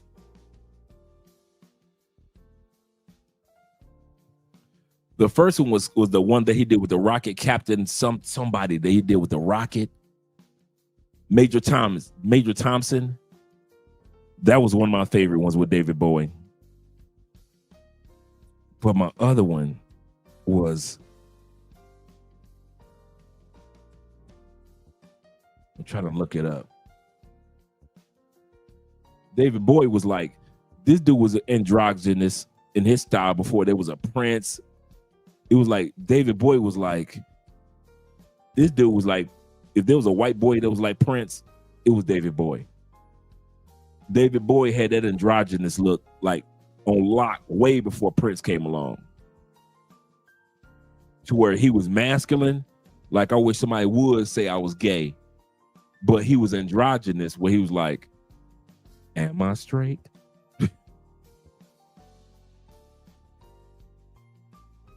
Let me see what hits that he had. David Bowie songs. Space Odyssey was one of my songs. Under Pressure. Oh, my other one was Let's Dance. Doom, doom. Pull off your red shoes and dance the blues. Let's swing. Doom, da, doom, doom, doom. That bass line was crazy. Crazy bass line. But I'm trying to think of the other one that really just hit me, man, by David Bowie. Man, this dude got a lot of hits. Love Song, Afraid of Americans.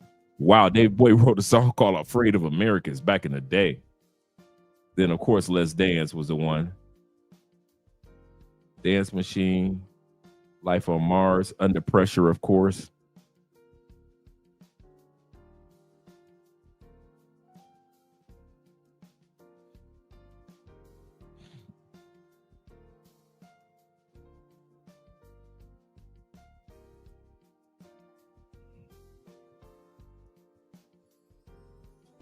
Let me see.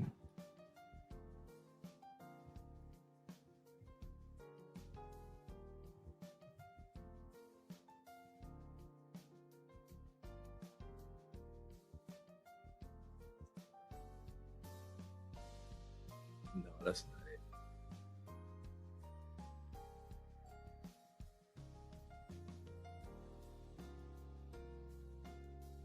Oh, man, I can't remember it. Starman, Heroes, Space Odyssey, Let's Dance.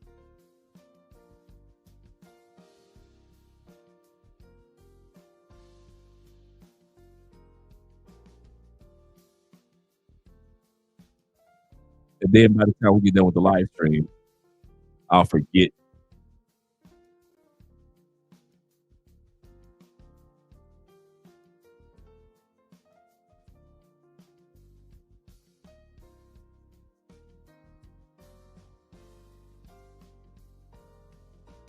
Yeah, Starman was one of my favorites. That was one of my favorites.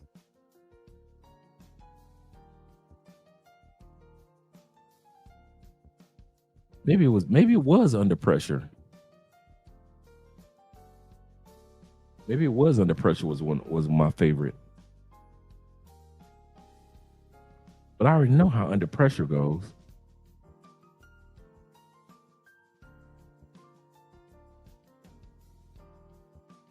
That guitar, that bass line, that doom doom doom doom doom doom, man, that was Man, they weren't ready for that.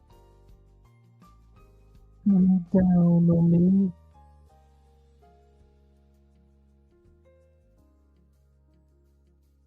He said, man, y'all better start with these old school songs. Y'all don't know real music. Looks like we do.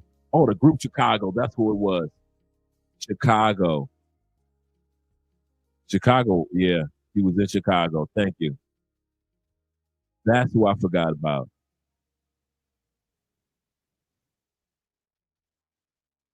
Peter was in Chicago. Michael McDonald was the blackest white man on the planet. Yes, he was. Lionel Richie and James Ingram. Obviously. Yes, sir. Lady in red is dancing with me. Cheek to cheek. There's nobody here. It's just you and me. I remember Christopher Cross. Where I wanna be. Yep. I remember Christopher Cross.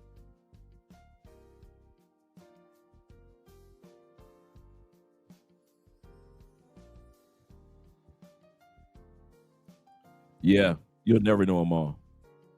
Probably one of my favorite Prince songs that I never hear unless you buy it is "Lonely Christmas" by Prince. Last night I spent another lonely, lonely Christmas. A lot of people don't know about that song. It was just one hit, and it was one of those hits that if you weren't looking for it, you would never know it. "Lonely Christmas" by Prince. It was a slow jam. Last night, I spent another lonely, lonely Christmas. I mean, everybody know about International Lover and all that, but he also came out during that time period with Lonely Christmas.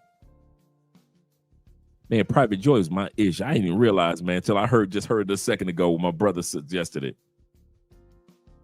He said, "Excuse me, Prince, 1978, soft and..." Yes, sir. You better fuck up out my face, goddammit. I'm from Detroit, Michigan. Don't play with me. Yes, sir. Dr. Dre did.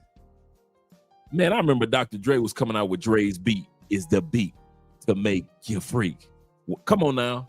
Man, do you know how much respect Detroit has to this day for Los Angeles? Long before there was NWA, I'm gonna tell y'all this. For all you DC dudes, New York dudes, Atlanta dudes, all you dudes from Houston, Kansas City, bruh, it was like Detroit and LA were linked because we had our techno music coming out with Cybertron, Technicolor, all that. We had techno music, Detroit techno music that you listen to now, where you see all these stadiums filled up and everybody just losing their mind. That started in the D, but it was also in LA. Egyptian Lover, Arabian Prince, Dr. Dre, Siberian Nights. Come on now. Come on, coming out of LA?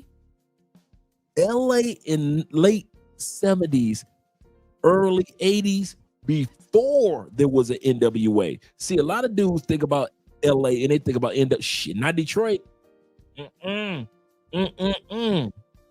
We go all the way back to Siberian Nights. We go back to the Egyptian Lover. Girls, girls. I like the girls, girls. Shit, we go back to Dr. Dre when NWA, Detroiters be looking at Dr. Dre like, yeah, that's cool, but can I get some Dre's beat? Dre's beat is the beat to make you free. The jam, so tough, guaranteed to move your feet. It's the beat you got to have, the beat you got to keep, because nothing can compete with the sound of Dre's beat. Dre's beat. You see, I already know. This was like in the late 70s, early 80s, way before there was NWA. Dre's beat. Or Dr. Dre and Surgery. Man, come on, man. LA and Detroit were like this. You dudes were like dropping beats. Man, shit, man, y'all sleep on Los Angeles before NWA. If you want to man, listen. Come on now. Detroit in the Yay area. Come on, man. I'm a hyphy head. I'm Keek the Sneak, Fred Federation, Messy Marv, McDre. I'm of course hyphy head back in the day with shoot, I already said Keek the Sneak, but all the way back to E40. I mean, I was listening to Yay Area way before there was MC Hammer going global. Man, the Yay Area, man, the hyphy music, man, I'm still a hyphy head. He said, I think the song that you were thinking about is Modern Love by David Bowie.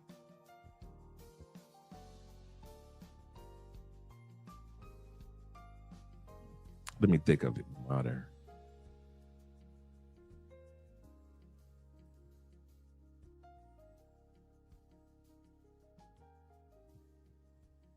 Let's see.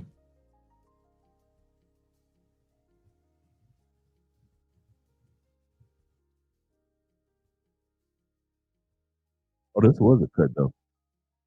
This was a cut.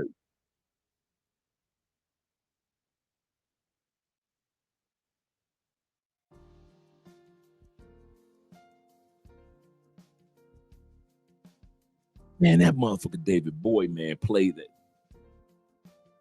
Man, David Bowie walked that line so well, man. With his style, David Bowie walked that line of 1950s, 1960s, 1970s, and 1980s. You know who David Bowie reminds me of as far as walking his line, if it was a thread to walk on, and very few people can walk on that thread through time? Nas. Nas sounds like he could have came out in the 80s, 90s, 2000s, 2025. That's how Nas is. That's what, in my eyes, that's what made Nas famous as a lyricist to me. Nas lyrics sound so much like the 80s, so much like the 90s, so much like the 2000s. So much. It didn't matter what era you dropped him into, Nas was gonna be successful. That's how David Bowie was. David Bowie sounded like he could have dropped in his 50s, 60s, 70s, 80s, 90s, and he was gonna be all right. Some dudes have that ability, man, to kind of like walk that wire of time, and no matter where you drop them, their sound and how they dress and their imagery is gonna it reverberates like at least 3 or 4 generations. I mean, not generations, but decades. That's who Nas reminds me of. You literally listen to Nas, you can hear the 80s. You literally listen to Nas, you can hear the 2000s. You heard 2020s from Nas in the 90s. You can hear Nas's music and you could drop it, the same music. You can't do that with Jay-Z. You can do that with Ludacris. It's just certain dudes that have an ability to like walk that line of time so well. And that's who David Bowie was to me. He was really good at kind of like walking that fine line of his sounding like different eras without trying hard. It ain't too many people that could do that. It's not too many people. And in hip hop, that was my favorite thing about Nas. My favorite thing about Nas. He said that's when Dr. Dre wore lipstick. I know, right? I know. He said, Andre, what is the connection between we already answered that one. Oh yeah, man. That West Coast, man, we loved y'all, man. We loved y'all. Still do. He said, Drew, do you think that David Bowie, we already looked at that one up. Yeah, he was his era of the 2000s. He really represented. But Nas, Nostradamus, yeah, it was just Like, it's just his flow. It's just his style, man, that sounds like it belongs in more than one era. I think that's what sold me on Nas over Jay-Z. He didn't sound like he belonged in one era. You know who does that a lot? That y'all be hating on? Eminem. Eminem gives so, I'm gonna say this about M. There is no other, none, and I've been following M forever and other lyricists. There is no other lyricist that gives homage to old school lyricists as much as Eminem does in his songs. Eminem will drop you. He'll talk about Heavy D. He'll talk about Big Daddy Kane. He'll talk about Jay-Z. He'll talk about in his lyrics, or he'll drop it like the song that he did with LL just recently, right? The Murdergram, right? You see how he did that homage to the album cover of Big Daddy Kane, where he had the girls feeding him the grapes.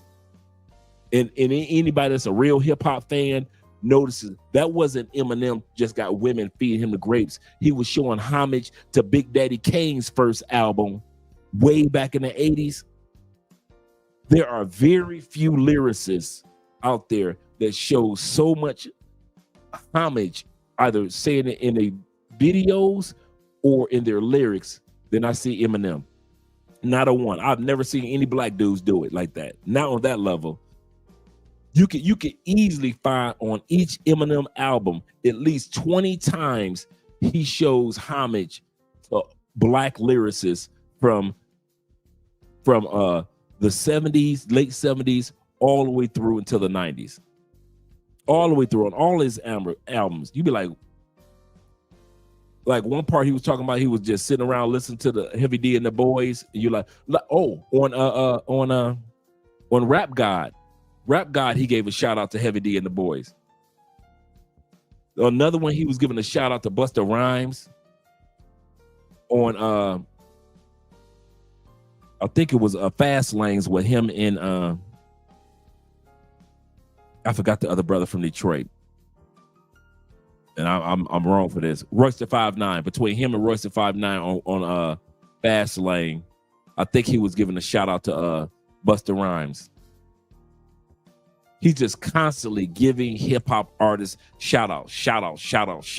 I've not met one or seen one hip hop lyricist that gives that many shout outs on each one of his albums to old school performers.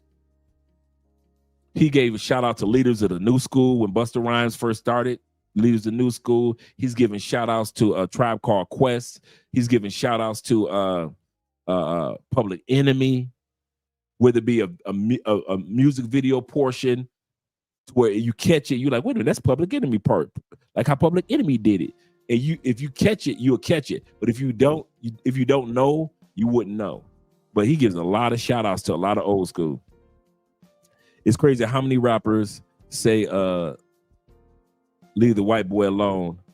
Don't diss. Man, listen. A lot of dudes think I'm an M fan just because of Detroit. Man, I'm an M fan because the white boys say stuff that brothers didn't think about. When this white boy said, I wrote a seance with crayons, I say a brother wouldn't even fathom the thought of putting in the lyrics, I wrote a seance with crayons. A brother would have never thought about writing a song. Okay, prior to Eminem, how many white boys, how many brothers ever wrote a song like Stan about their fan? Brothers been having fans. The closest thing that we've had to brothers writing a song about their fans was Run DMC Tricky. Tricky was a song about how their fans react. And it was more egotistical. Eminem literally was like, this how crazy fan. What if you had a psycho fan? And what he would say. Nobody has done that before. Nobody's done that since. Sometimes it takes an average white boy from Detroit to say certain things. And brothers hate it. Well, I can't stand that boy. Bruh, I'm gonna tell y'all something. Some of the psycho stuff that white boy have said, I understand because I felt those emotions too. I can understand what it's like to be with a single mom on drugs. No brothers would say that about their mama. What's the closest that we ever had to a brother saying something about his mama on drugs? Tupac. Even though you was a crack fiend mama, you're still a black queen mama. That was the closest that we ever got to a black dude saying my mama was a dope fiend. Eminem was like, my mama on this, that, she act like this, she tried to rob me, she tried to sue me. Dear mama, I never meant to hurt you. I never meant to make you. Brothers wouldn't do that. So while all these brothers were hating on him, I was like, I can relate to that song more than I can relate to that one line that Tupac gave. Even though you a black queen, even though you're a dope fiend, mama, you're still a black queen, mama. I can relate to that little line, cool. But that whole song that Eminem was talking about, all the issues of what it's like to have a mama hooked on drugs, man, I can relate to everything that white boy was saying. So when I hear you brothers trying to pretend like, man, I can't stand there, man, F that white boy, man, how can he be number one when the black man created it? Okay. That's like sitting back and seeing all these brothers that are great in basketball or football when football and basketball was created by white people. So should white people say, come on, let's be real. Should white people say because white people created football and white people created basketball, and a lot of them in the 1930s, especially with football, died playing football? Do your homework on the NFL and right before it began in the 1930s. When football first started, people were dying like this because they didn't know how to really play the game like we play it today with rules and protections and so all these great brothers that have played football throughout history, we supposed to sit back and say, no, none of you brothers are good because white men invented it. Okay, basketball, a white boy invention, right? Now hockey was black guys. So if you do your homework on hockey is a black guys in Canada movement that white boys took it, and then the best players have been many of the black guys as well. But basketball, so Jordan can't be the best. Steph Curry 3-point, that can't be the best. No, can't be the best. Why? Because it was invented by white men, and only a white man like Larry Bird can be the best. So you said Larry Bird and John Stockton can only be the best, but Isaiah can't be the best. You can say Bill Laimbeer can be the best, but Shaq can't be the best. And Bill Laimbeer was the original. Do your homework. Bill Laimbeer from Detroit Pistons was the original white boy, 6'7" footer, 3-pointer. With no white boys going out there shooting 3-pointers, really no brothers was out there that type of height as a defensive player going out there and getting 3-point titles until Bill Laimbeer started in the 80s. With nobody doing it. Well, what about do your homework first and then talk to me? So white boys can create something, and then we can come along and be the best. But when we create something, white boys can't come along and be the best. You see how hypocritical we sound? You see how hypocritical we sound? Yes, sir, bad boy Pistons. We hypocrites as black people sometimes. We are full-fledged hypocrites. Because if the white boys invented something,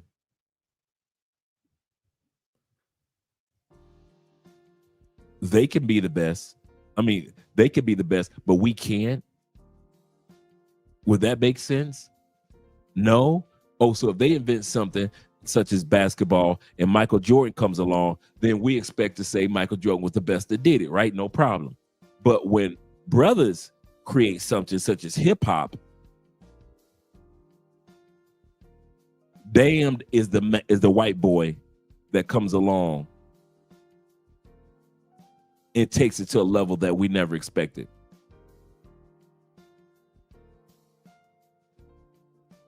Damned is the white boy that sells more albums than anybody in hip hop.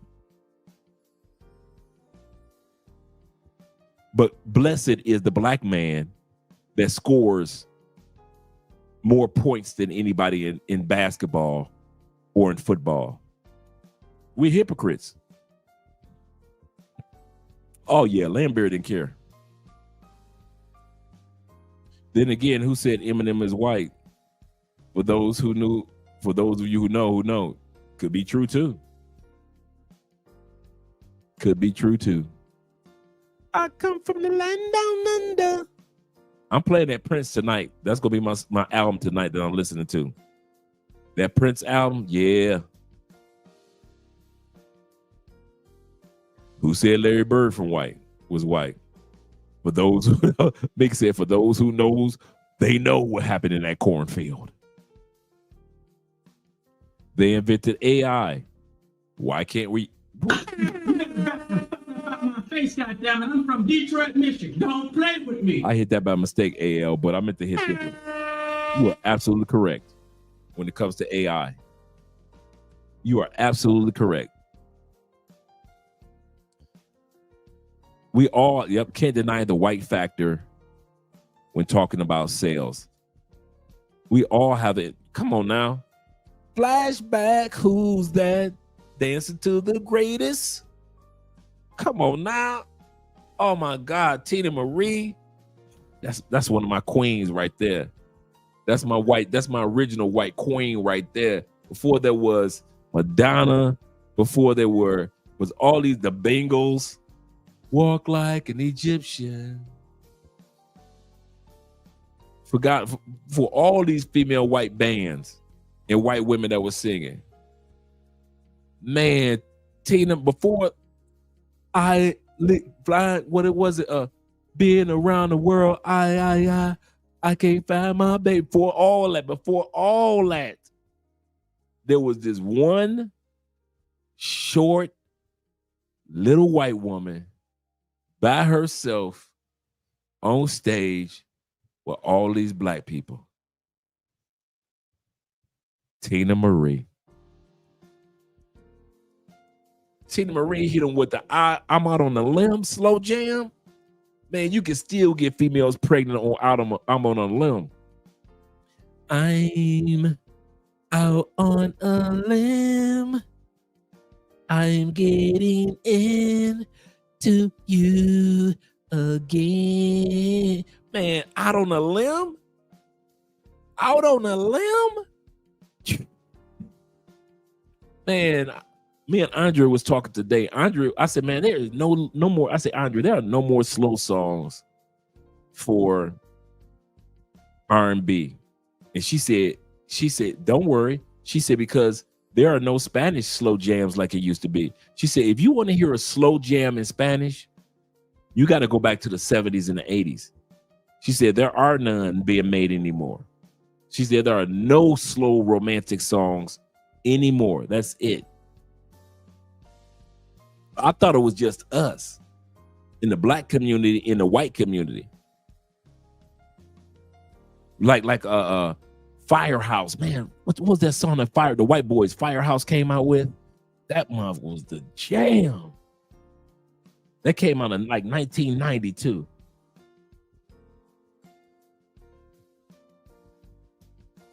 It was about, let's see, song. I forget the song Firehouse came out with. Some of you guys might remember. Let's see.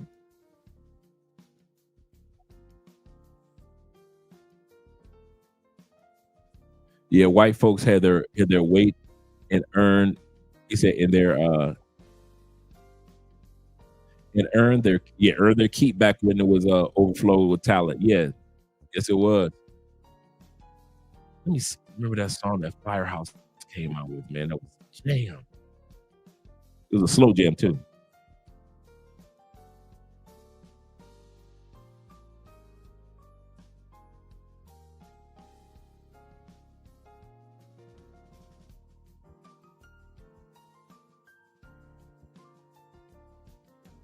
The Firehouse was like they were a rock band that really didn't do anything but slow jam.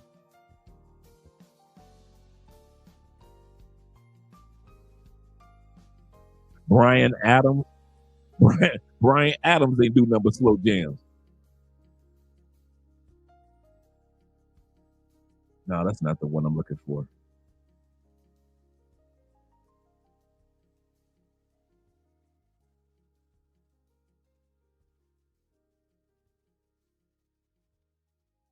Oh, she wrote? No, that's not it.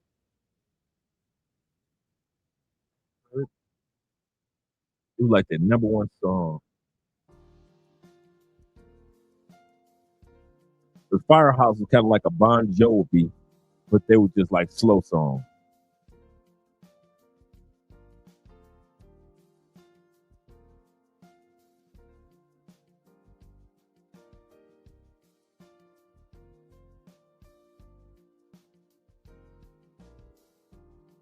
And a lot of dudes slept on Firehouse for real.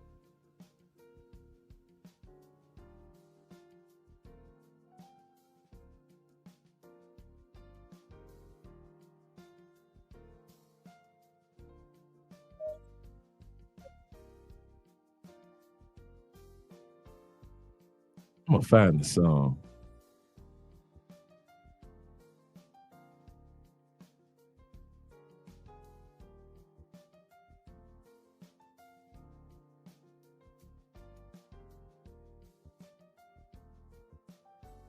Let me see if you guys remember.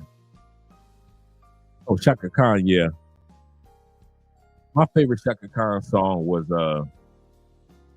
Through the Fire. That's my favorite Chaka Khan song of all time. Through the fire, to the limit. He said, oh, Dre, he said, what about the original Nasty Girls? Oh, Millie Jackson, come on now. Millie Jackson back in the day, you see my face. You weren't even allowed to listen to Millie Jackson when I was a kid. We got men starting eating women out. Yes, yes, sir.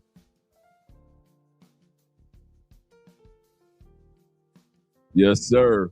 You weren't even allowed to listen to Millie Jackson. Now, when I was a kid, you had to sneak to listen to Millie Jackson.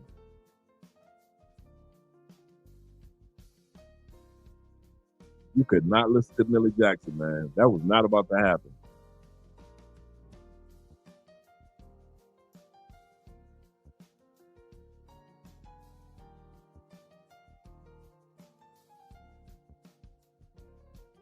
I am trying to remember that Firehouse song.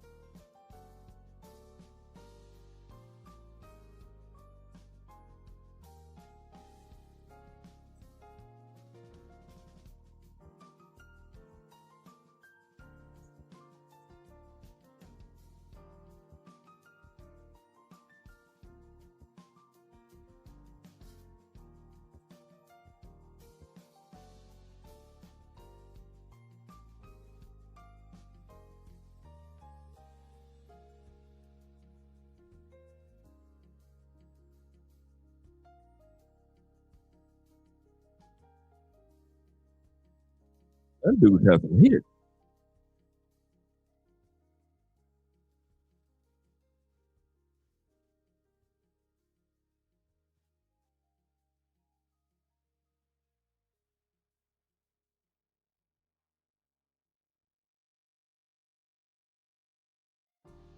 More Than Words. That's what it was. That's what it was. Firehouse, More Than Words.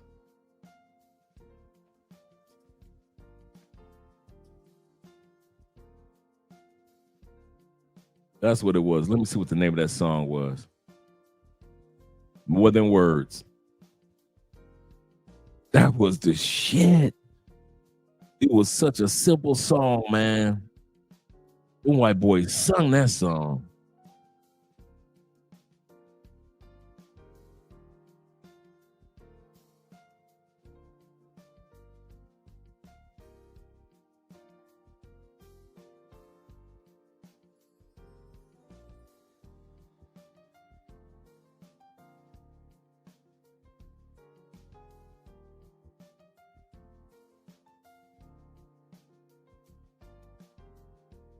If I can pull this up. I need to get ready for bed with you guys. More than words is all I have to be real.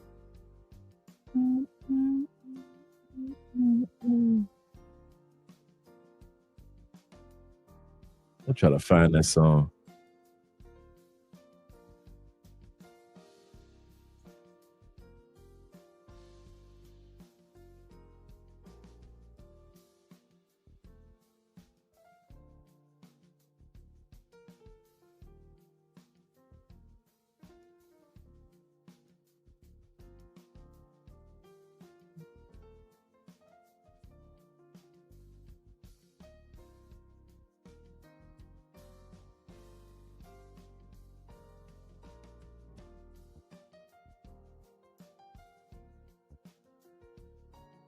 Y'all gonna hear you listen to heavy metal all night and Prince.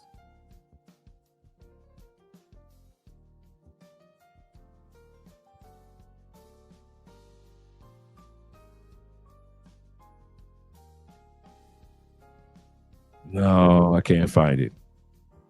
I ain't gonna keep you guys up. It's 12 o'clock where you guys are.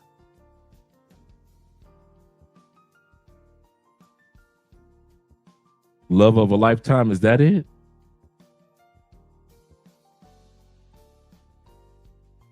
Let's see.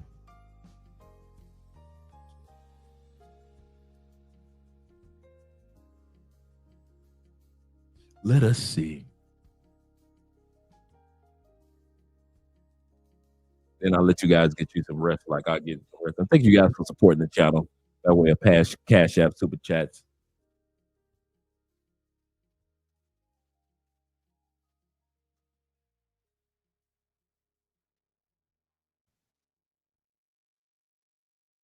No, it wasn't Life After Love, and I liked Life After Love too. That wasn't that. That wasn't it. I'm trying to remember the songs. More than words is all I have to do to make it real. And you didn't have to say that you love me, 'cause I'd already know. Is it I already know?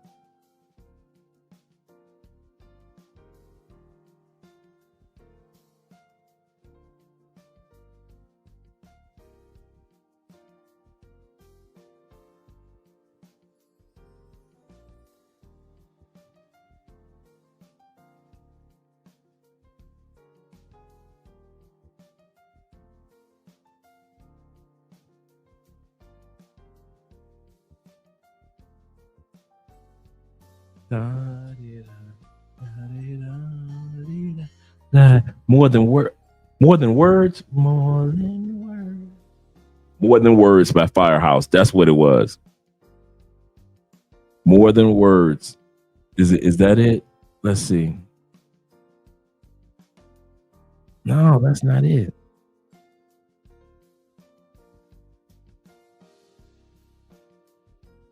Words is all I have to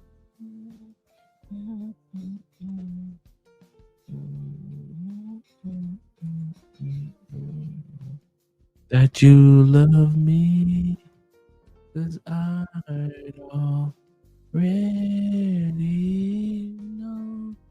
What would you do if I tore my heart into?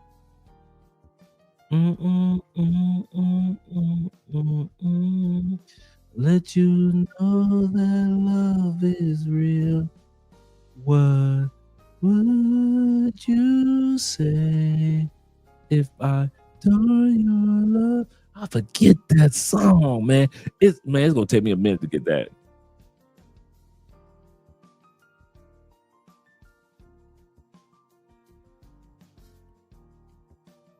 Oh yeah, yes sir. But you know D12, he came from that band D12, yes sir.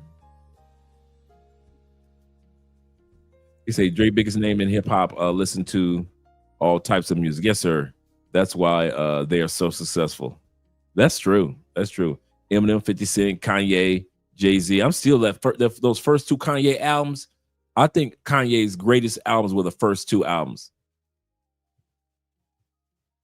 The high school, the college dropout, and graduation. Dude, man, I don't care what Kanye come out with. Those first two albums, there are very few hip hop albums, and I mean this. In the last 30 years, there are very few hip hop albums that you can literally play from the beginning to you just put them on and let them play, just like you used to be able to do the albums in the 90s. Those first two Kanye albums, I'm talking about non-stop hits. Those first two, nothing can compare. Those are easily two of my favorite hip hop albums. Like you can listen to a whole Public Enemy album, the first two KRS-One albums, the first two LL albums, the first 2 to 3 Eminem albums. Like you could just literally put them on. I sit back with my pack of zigzags in my bag of my weed, the things that get me to be the most meanest MC on this earth. I give birth to this curse. Man, dude, them first two M albums, man, please come on now. And them first two Kanye's, man. Them first two Kanye albums, untouchable. Through the Fire, fire albums. Broke Five Broke. We don't need no money. Broke Five Broke. He said, now you make me want to go back and listen to M. Oh man, yeah, man. The first two M albums, man, the lyrics, crazy lyrics that you know that brothers wouldn't dare touch the topic of deleting their mama. When was the last time? Brothers have put out thousands of albums about deleting each other. When was the last time you saw a brother put out a song about deleting his girlfriend and made him mad? Even with the song with Rihanna, Stand There and Watch Me Burn, That's All Right Because I Love the Way It Hurts, was about a couple going to the extreme of bringing pain to each other, even though they loved each other. Rihanna would have never been able to pull that song off with no black rapper. Name one black rapper that Rihanna would have been able to pull that song off with. Name one rapper, one black rapper that song would have been convincing of. Not one. No brother had the balls. Eminem will actually step off the edge and just fly down like, fuck it, I'm gonna crash up against the wall. Like Eminem said, I guess that's why they call it window pane. Man, I'm still a PM Dawn fan. Y'all, man, listen, I'm still sitting up here like, what happened to PM Dawn? Like these younger guys are like Kendrick. I'm starting to finally come around to some of the new hip hop. I like Kendrick. I like Tyler the Entertainer. I like J. Cole. But the ones that's demon worshiping and carrying dresses, I've never. I'm not even a Future fan because I've never listened to Future music. I wouldn't know the difference. We're about to end in a second, Sexy Boo. We did. Yes, it was. We did talk about the doctor's appointment today and how young your husband is. That's because my wife worked. OVO. All right, Sexy Boo. I'll be in there in a second. Yeah, I've never been fairly listened to Future songs. And I can't. I probably listen to a Future, like if they play it on TikTok and somebody's dancing to it, but I've never heard a Future song from beginning to end. And I mean this to them, I've never heard, I've been out of the country since Future kind of like dropped. So if I'm not purposely looking for Future, I don't know. Don't give me the line.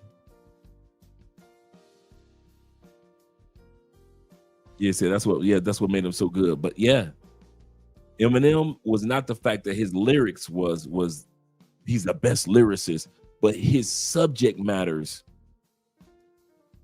brothers wouldn't dare touch. Wouldn't dare touch. There are so many hip hop artists I wish had wrote a version of Stan. Not one brother. Think about all the brothers that had fans that were like crazy fans, and not one of the brothers wrote a song from the perspective of a fan. And this white boy sat down and said, "This is how your crazy fans feel." And which is now is one of the greatest hip hop songs of all time. And brothers could have wrote that a long time ago, because brothers have been dealing with crazed fans for the longest, and we never wrote it. We've never written like that. Never. We've never, as much as black women piss us off, we never write from the pain of how we really feel as black men. Never. That white boy Eminem sat back and told y'all his real pain, from his mama to his girlfriend to his baby mamas. He just straight wrote the lyrics. You can hate him if you want to, but I can't think of any other brother that I know outside of maybe Tech Nine. Now, Tech Nine ain't never had no problem. Shout out to Tech Nine out of Kansas City. Mr. Worldwide Chopper. Lyrically, Tech Nine is a monster. And as far as his subject matters, Tech Nine was like that. Tech Nine is no joke. No joke. No joke. Shout out to them Kansas boys. He said if a black rapper said the same things Eminem said, the whole community will come down on him. Yep. For saying that about his mama, about his baby mama. Doing scenes, you know, Eminem on his albums, you can hear a scene of him throwing somebody in the back of a trunk and dumping that person in the ocean. You will never hear that on no album of a black dude.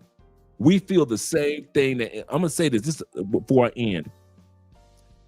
The sad part is black men feel the same pain and stress when it comes to ladies, and sometimes our mama, and sometimes our sisters, or whoever, ladies in our life, or baby mama, that white men feel the same stress. The difference is white dudes got the balls to say it on their lyrics, and black men don't.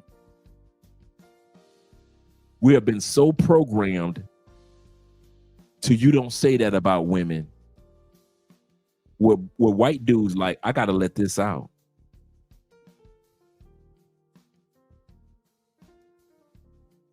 He said, can't lie, Andre. Eminem made songs called Clean Out My Closet, Close the Dark, especially with his mom. Absolutely correct. And I felt the same way.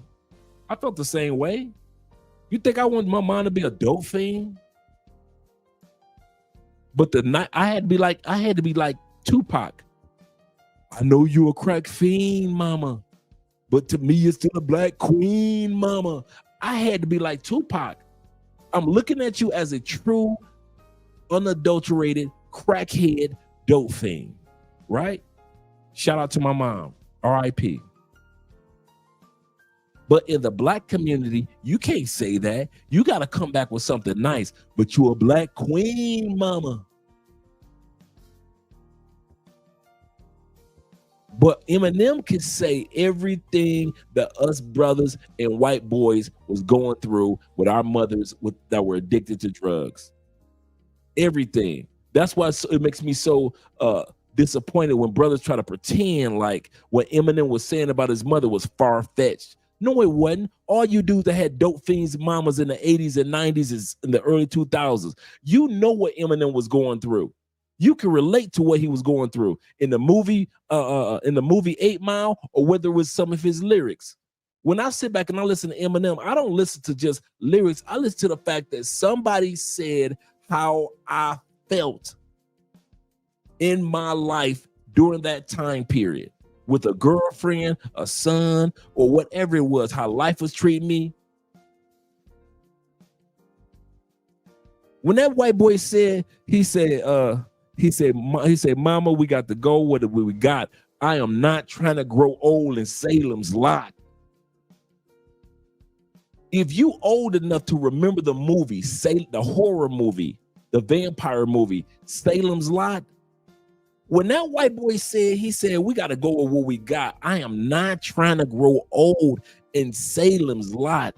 And these food stamps, don't buy Pampers. No, don't buy diapers. Brothers don't talk like that. This white boy said, listen, trailer parks are trailer parks. Mama, I got to go with what I got. I am not trying to grow old in Salem's Lot. I said, God dang. If you was a dude that grew up watching that mini-series, Salem's Lot, and you can watch it on YouTube right now for all you dudes that don't know what Salem's Lot is, go ahead, watch the mini-series, Salem's Lot. It was one of the greatest horror miniseries of vampires before all these vampire movies made vampires teenagers. Salem's Lot was the last scary miniseries. And when this dude said, I don't want to grow old in Salem's Lot, I got one shot. I felt that. I'm like, this is how brothers are supposed to tell us. We water stuff down, man. We great lyricists, but we kind of like push our lyrics to the edge and then we pull back because we don't want to hurt people's feelings. We'll talk about demon worshiping. You ever notice that? The new form of hip hop is black men talk about demon worshiping before they talk about the pains that they really feeling. That white boy, I don't care if you don't like his lyrics, that white boy talk about pain upon pain upon pain as a man. Doesn't matter if you're black or white, you can relate to the pain that white boy was talking about in many areas. And black men have yet to lyrically talk about our pains. Name one rapper that we got that talk about our pains. I'll wait.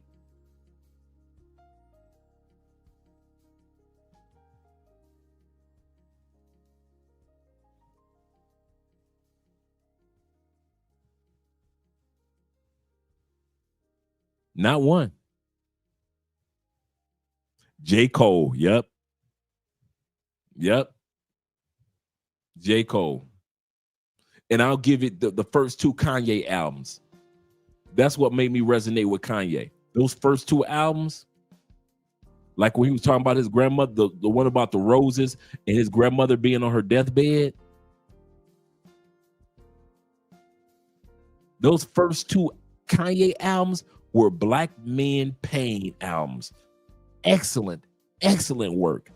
Excellent work. If Kanye had never came out with any other albums after that, I don't care about the flashing lights and all those other stuff. That's cool. But those first two albums, oh my God.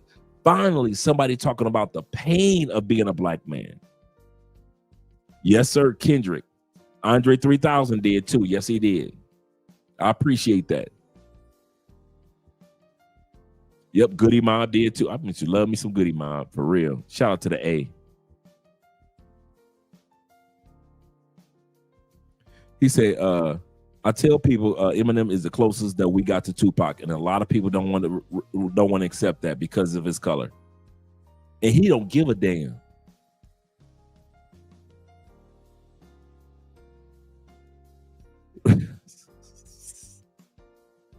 He said, I'm gonna tear this motherfucking roof off like two dogs caged. I was like, this motherfucker here. I'm gonna tear this motherfucking roof off like two dogs caged.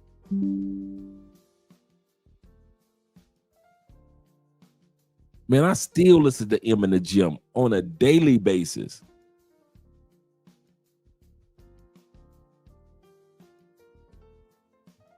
Rap will never be how it used to be unless some dude comes out of retirement. Like like LL on that murdergram.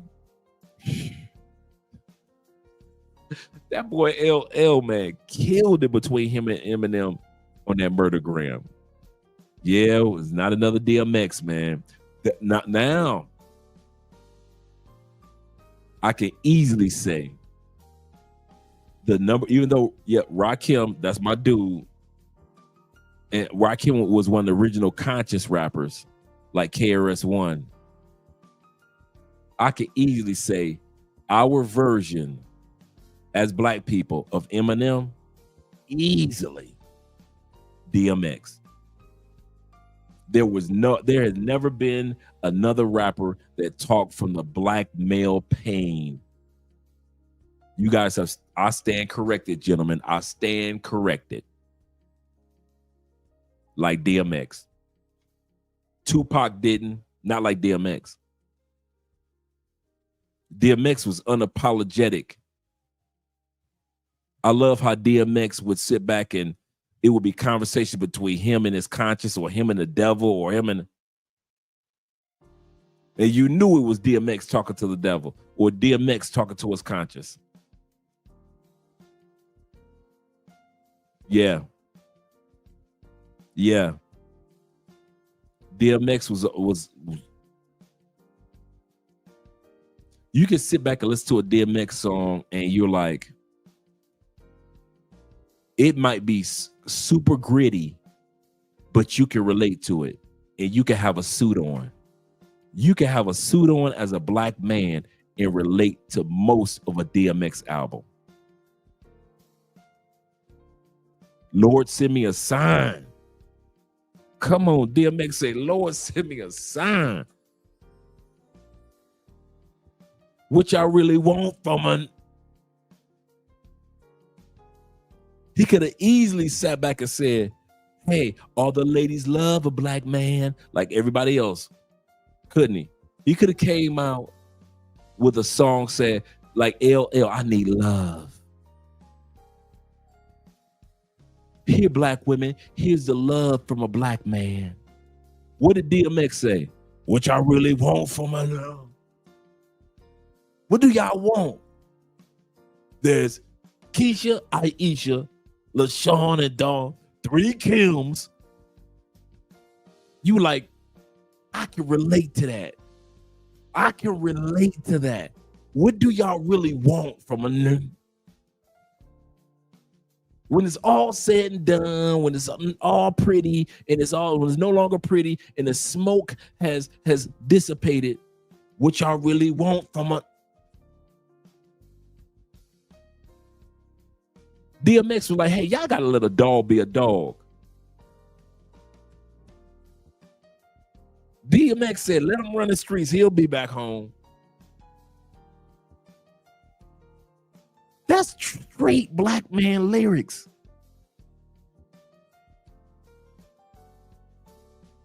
So if I were to have my 2 favorites as far as being able to relate to as a man, I could easily say for me, DMX and M.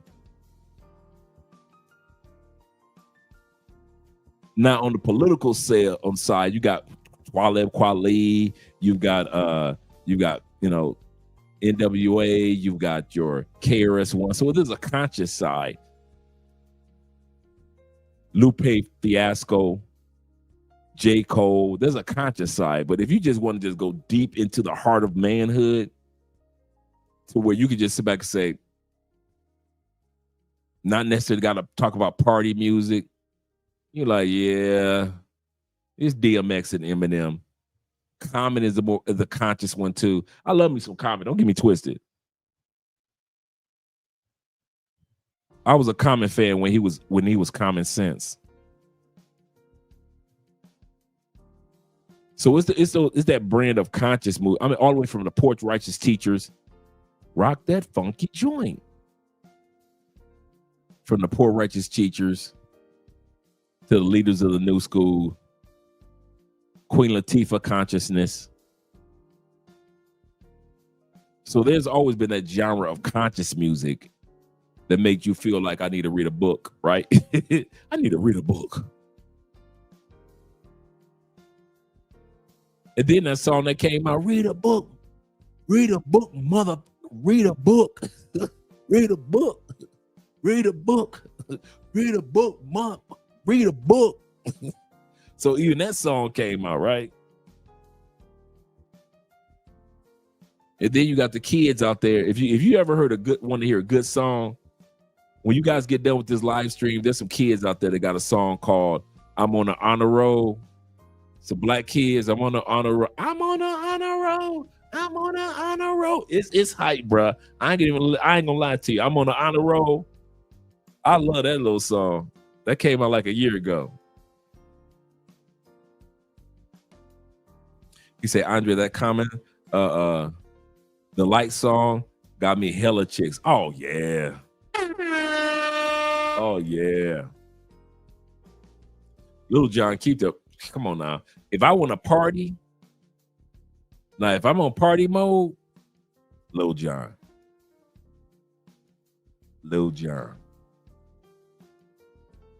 If I just want to be on some hype, just I'm out here like that, Lil Jon. I don't care what beat he made. I don't care who was the rapper. I don't care who was the performer. Man, listen, I was a Yin Yang Twins fan for so long. Yin Yang in his thing. Yin Yang in his thing. Any beat that he was making for anybody. Bone Crusher. Any beat he was making for somebody, man, I was with it, man. Lil Jon. Yes, sir.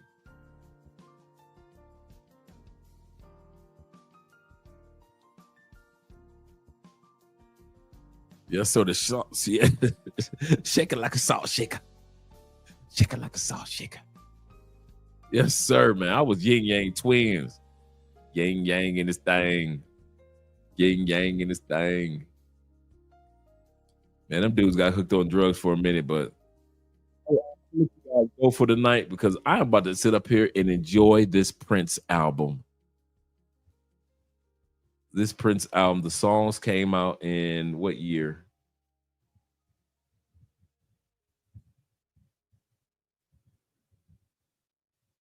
This was from 1981. The Controversy album. So I'm going to listen to that whole Controversy album. And I'll tell you why. Because Prince was very, very anti-YouTube. Come on, man. Stop that. Black Star, Mos Def, and Talib Kweli. Need I say more? Don't do that. There are some dudes that are lyricists that will never get their recognition like they deserve. Mos Def is one of them. Easily one of them. Easily one of them. With him and Black Star, but with him and Talib Kweli, man, that was my ish. That album,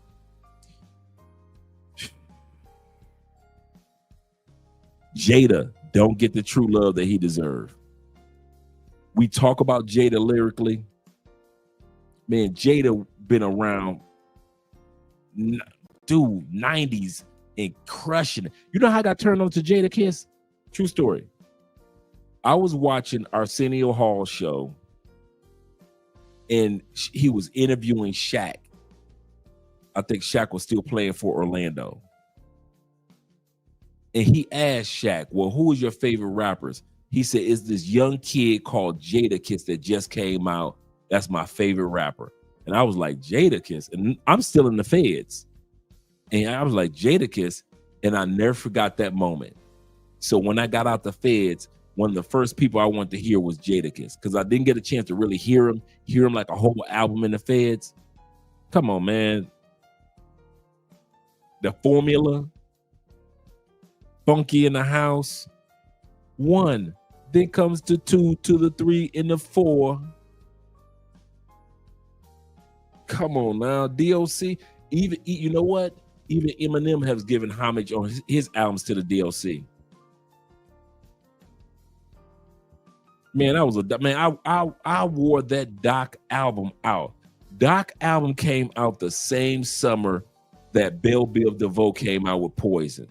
So I'm riding down the street enjoying Poison and the DOC album.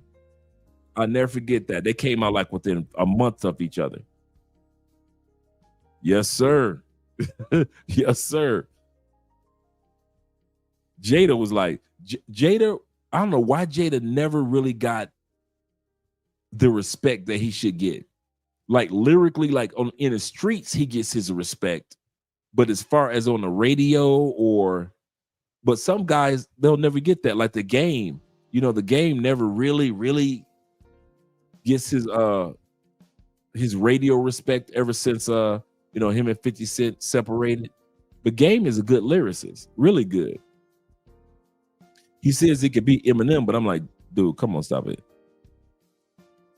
I'm gonna finish enjoying that Private Joy, Meek, and then I'm gonna listen to the rest of that Controversy album.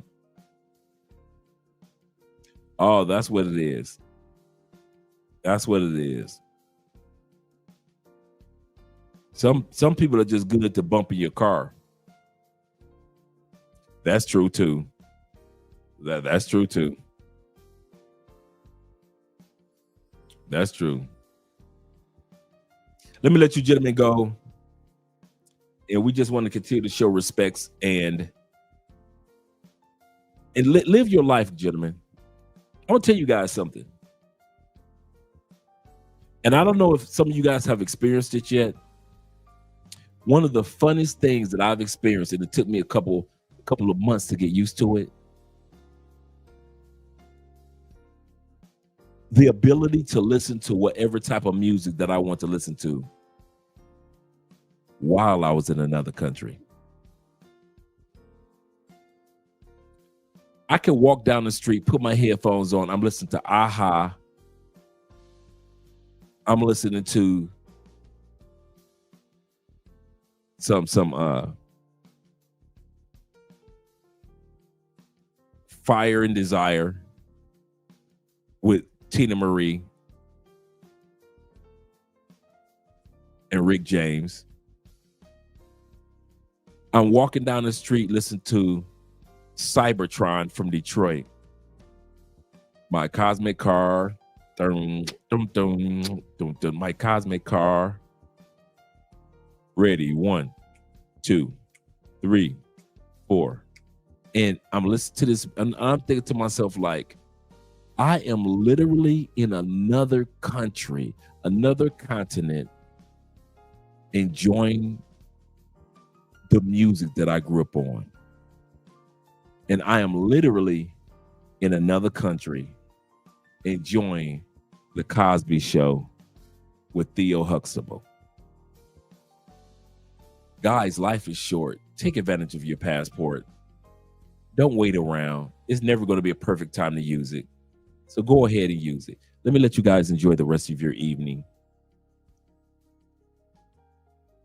And we'll have one outro tonight instead of a bunch of them.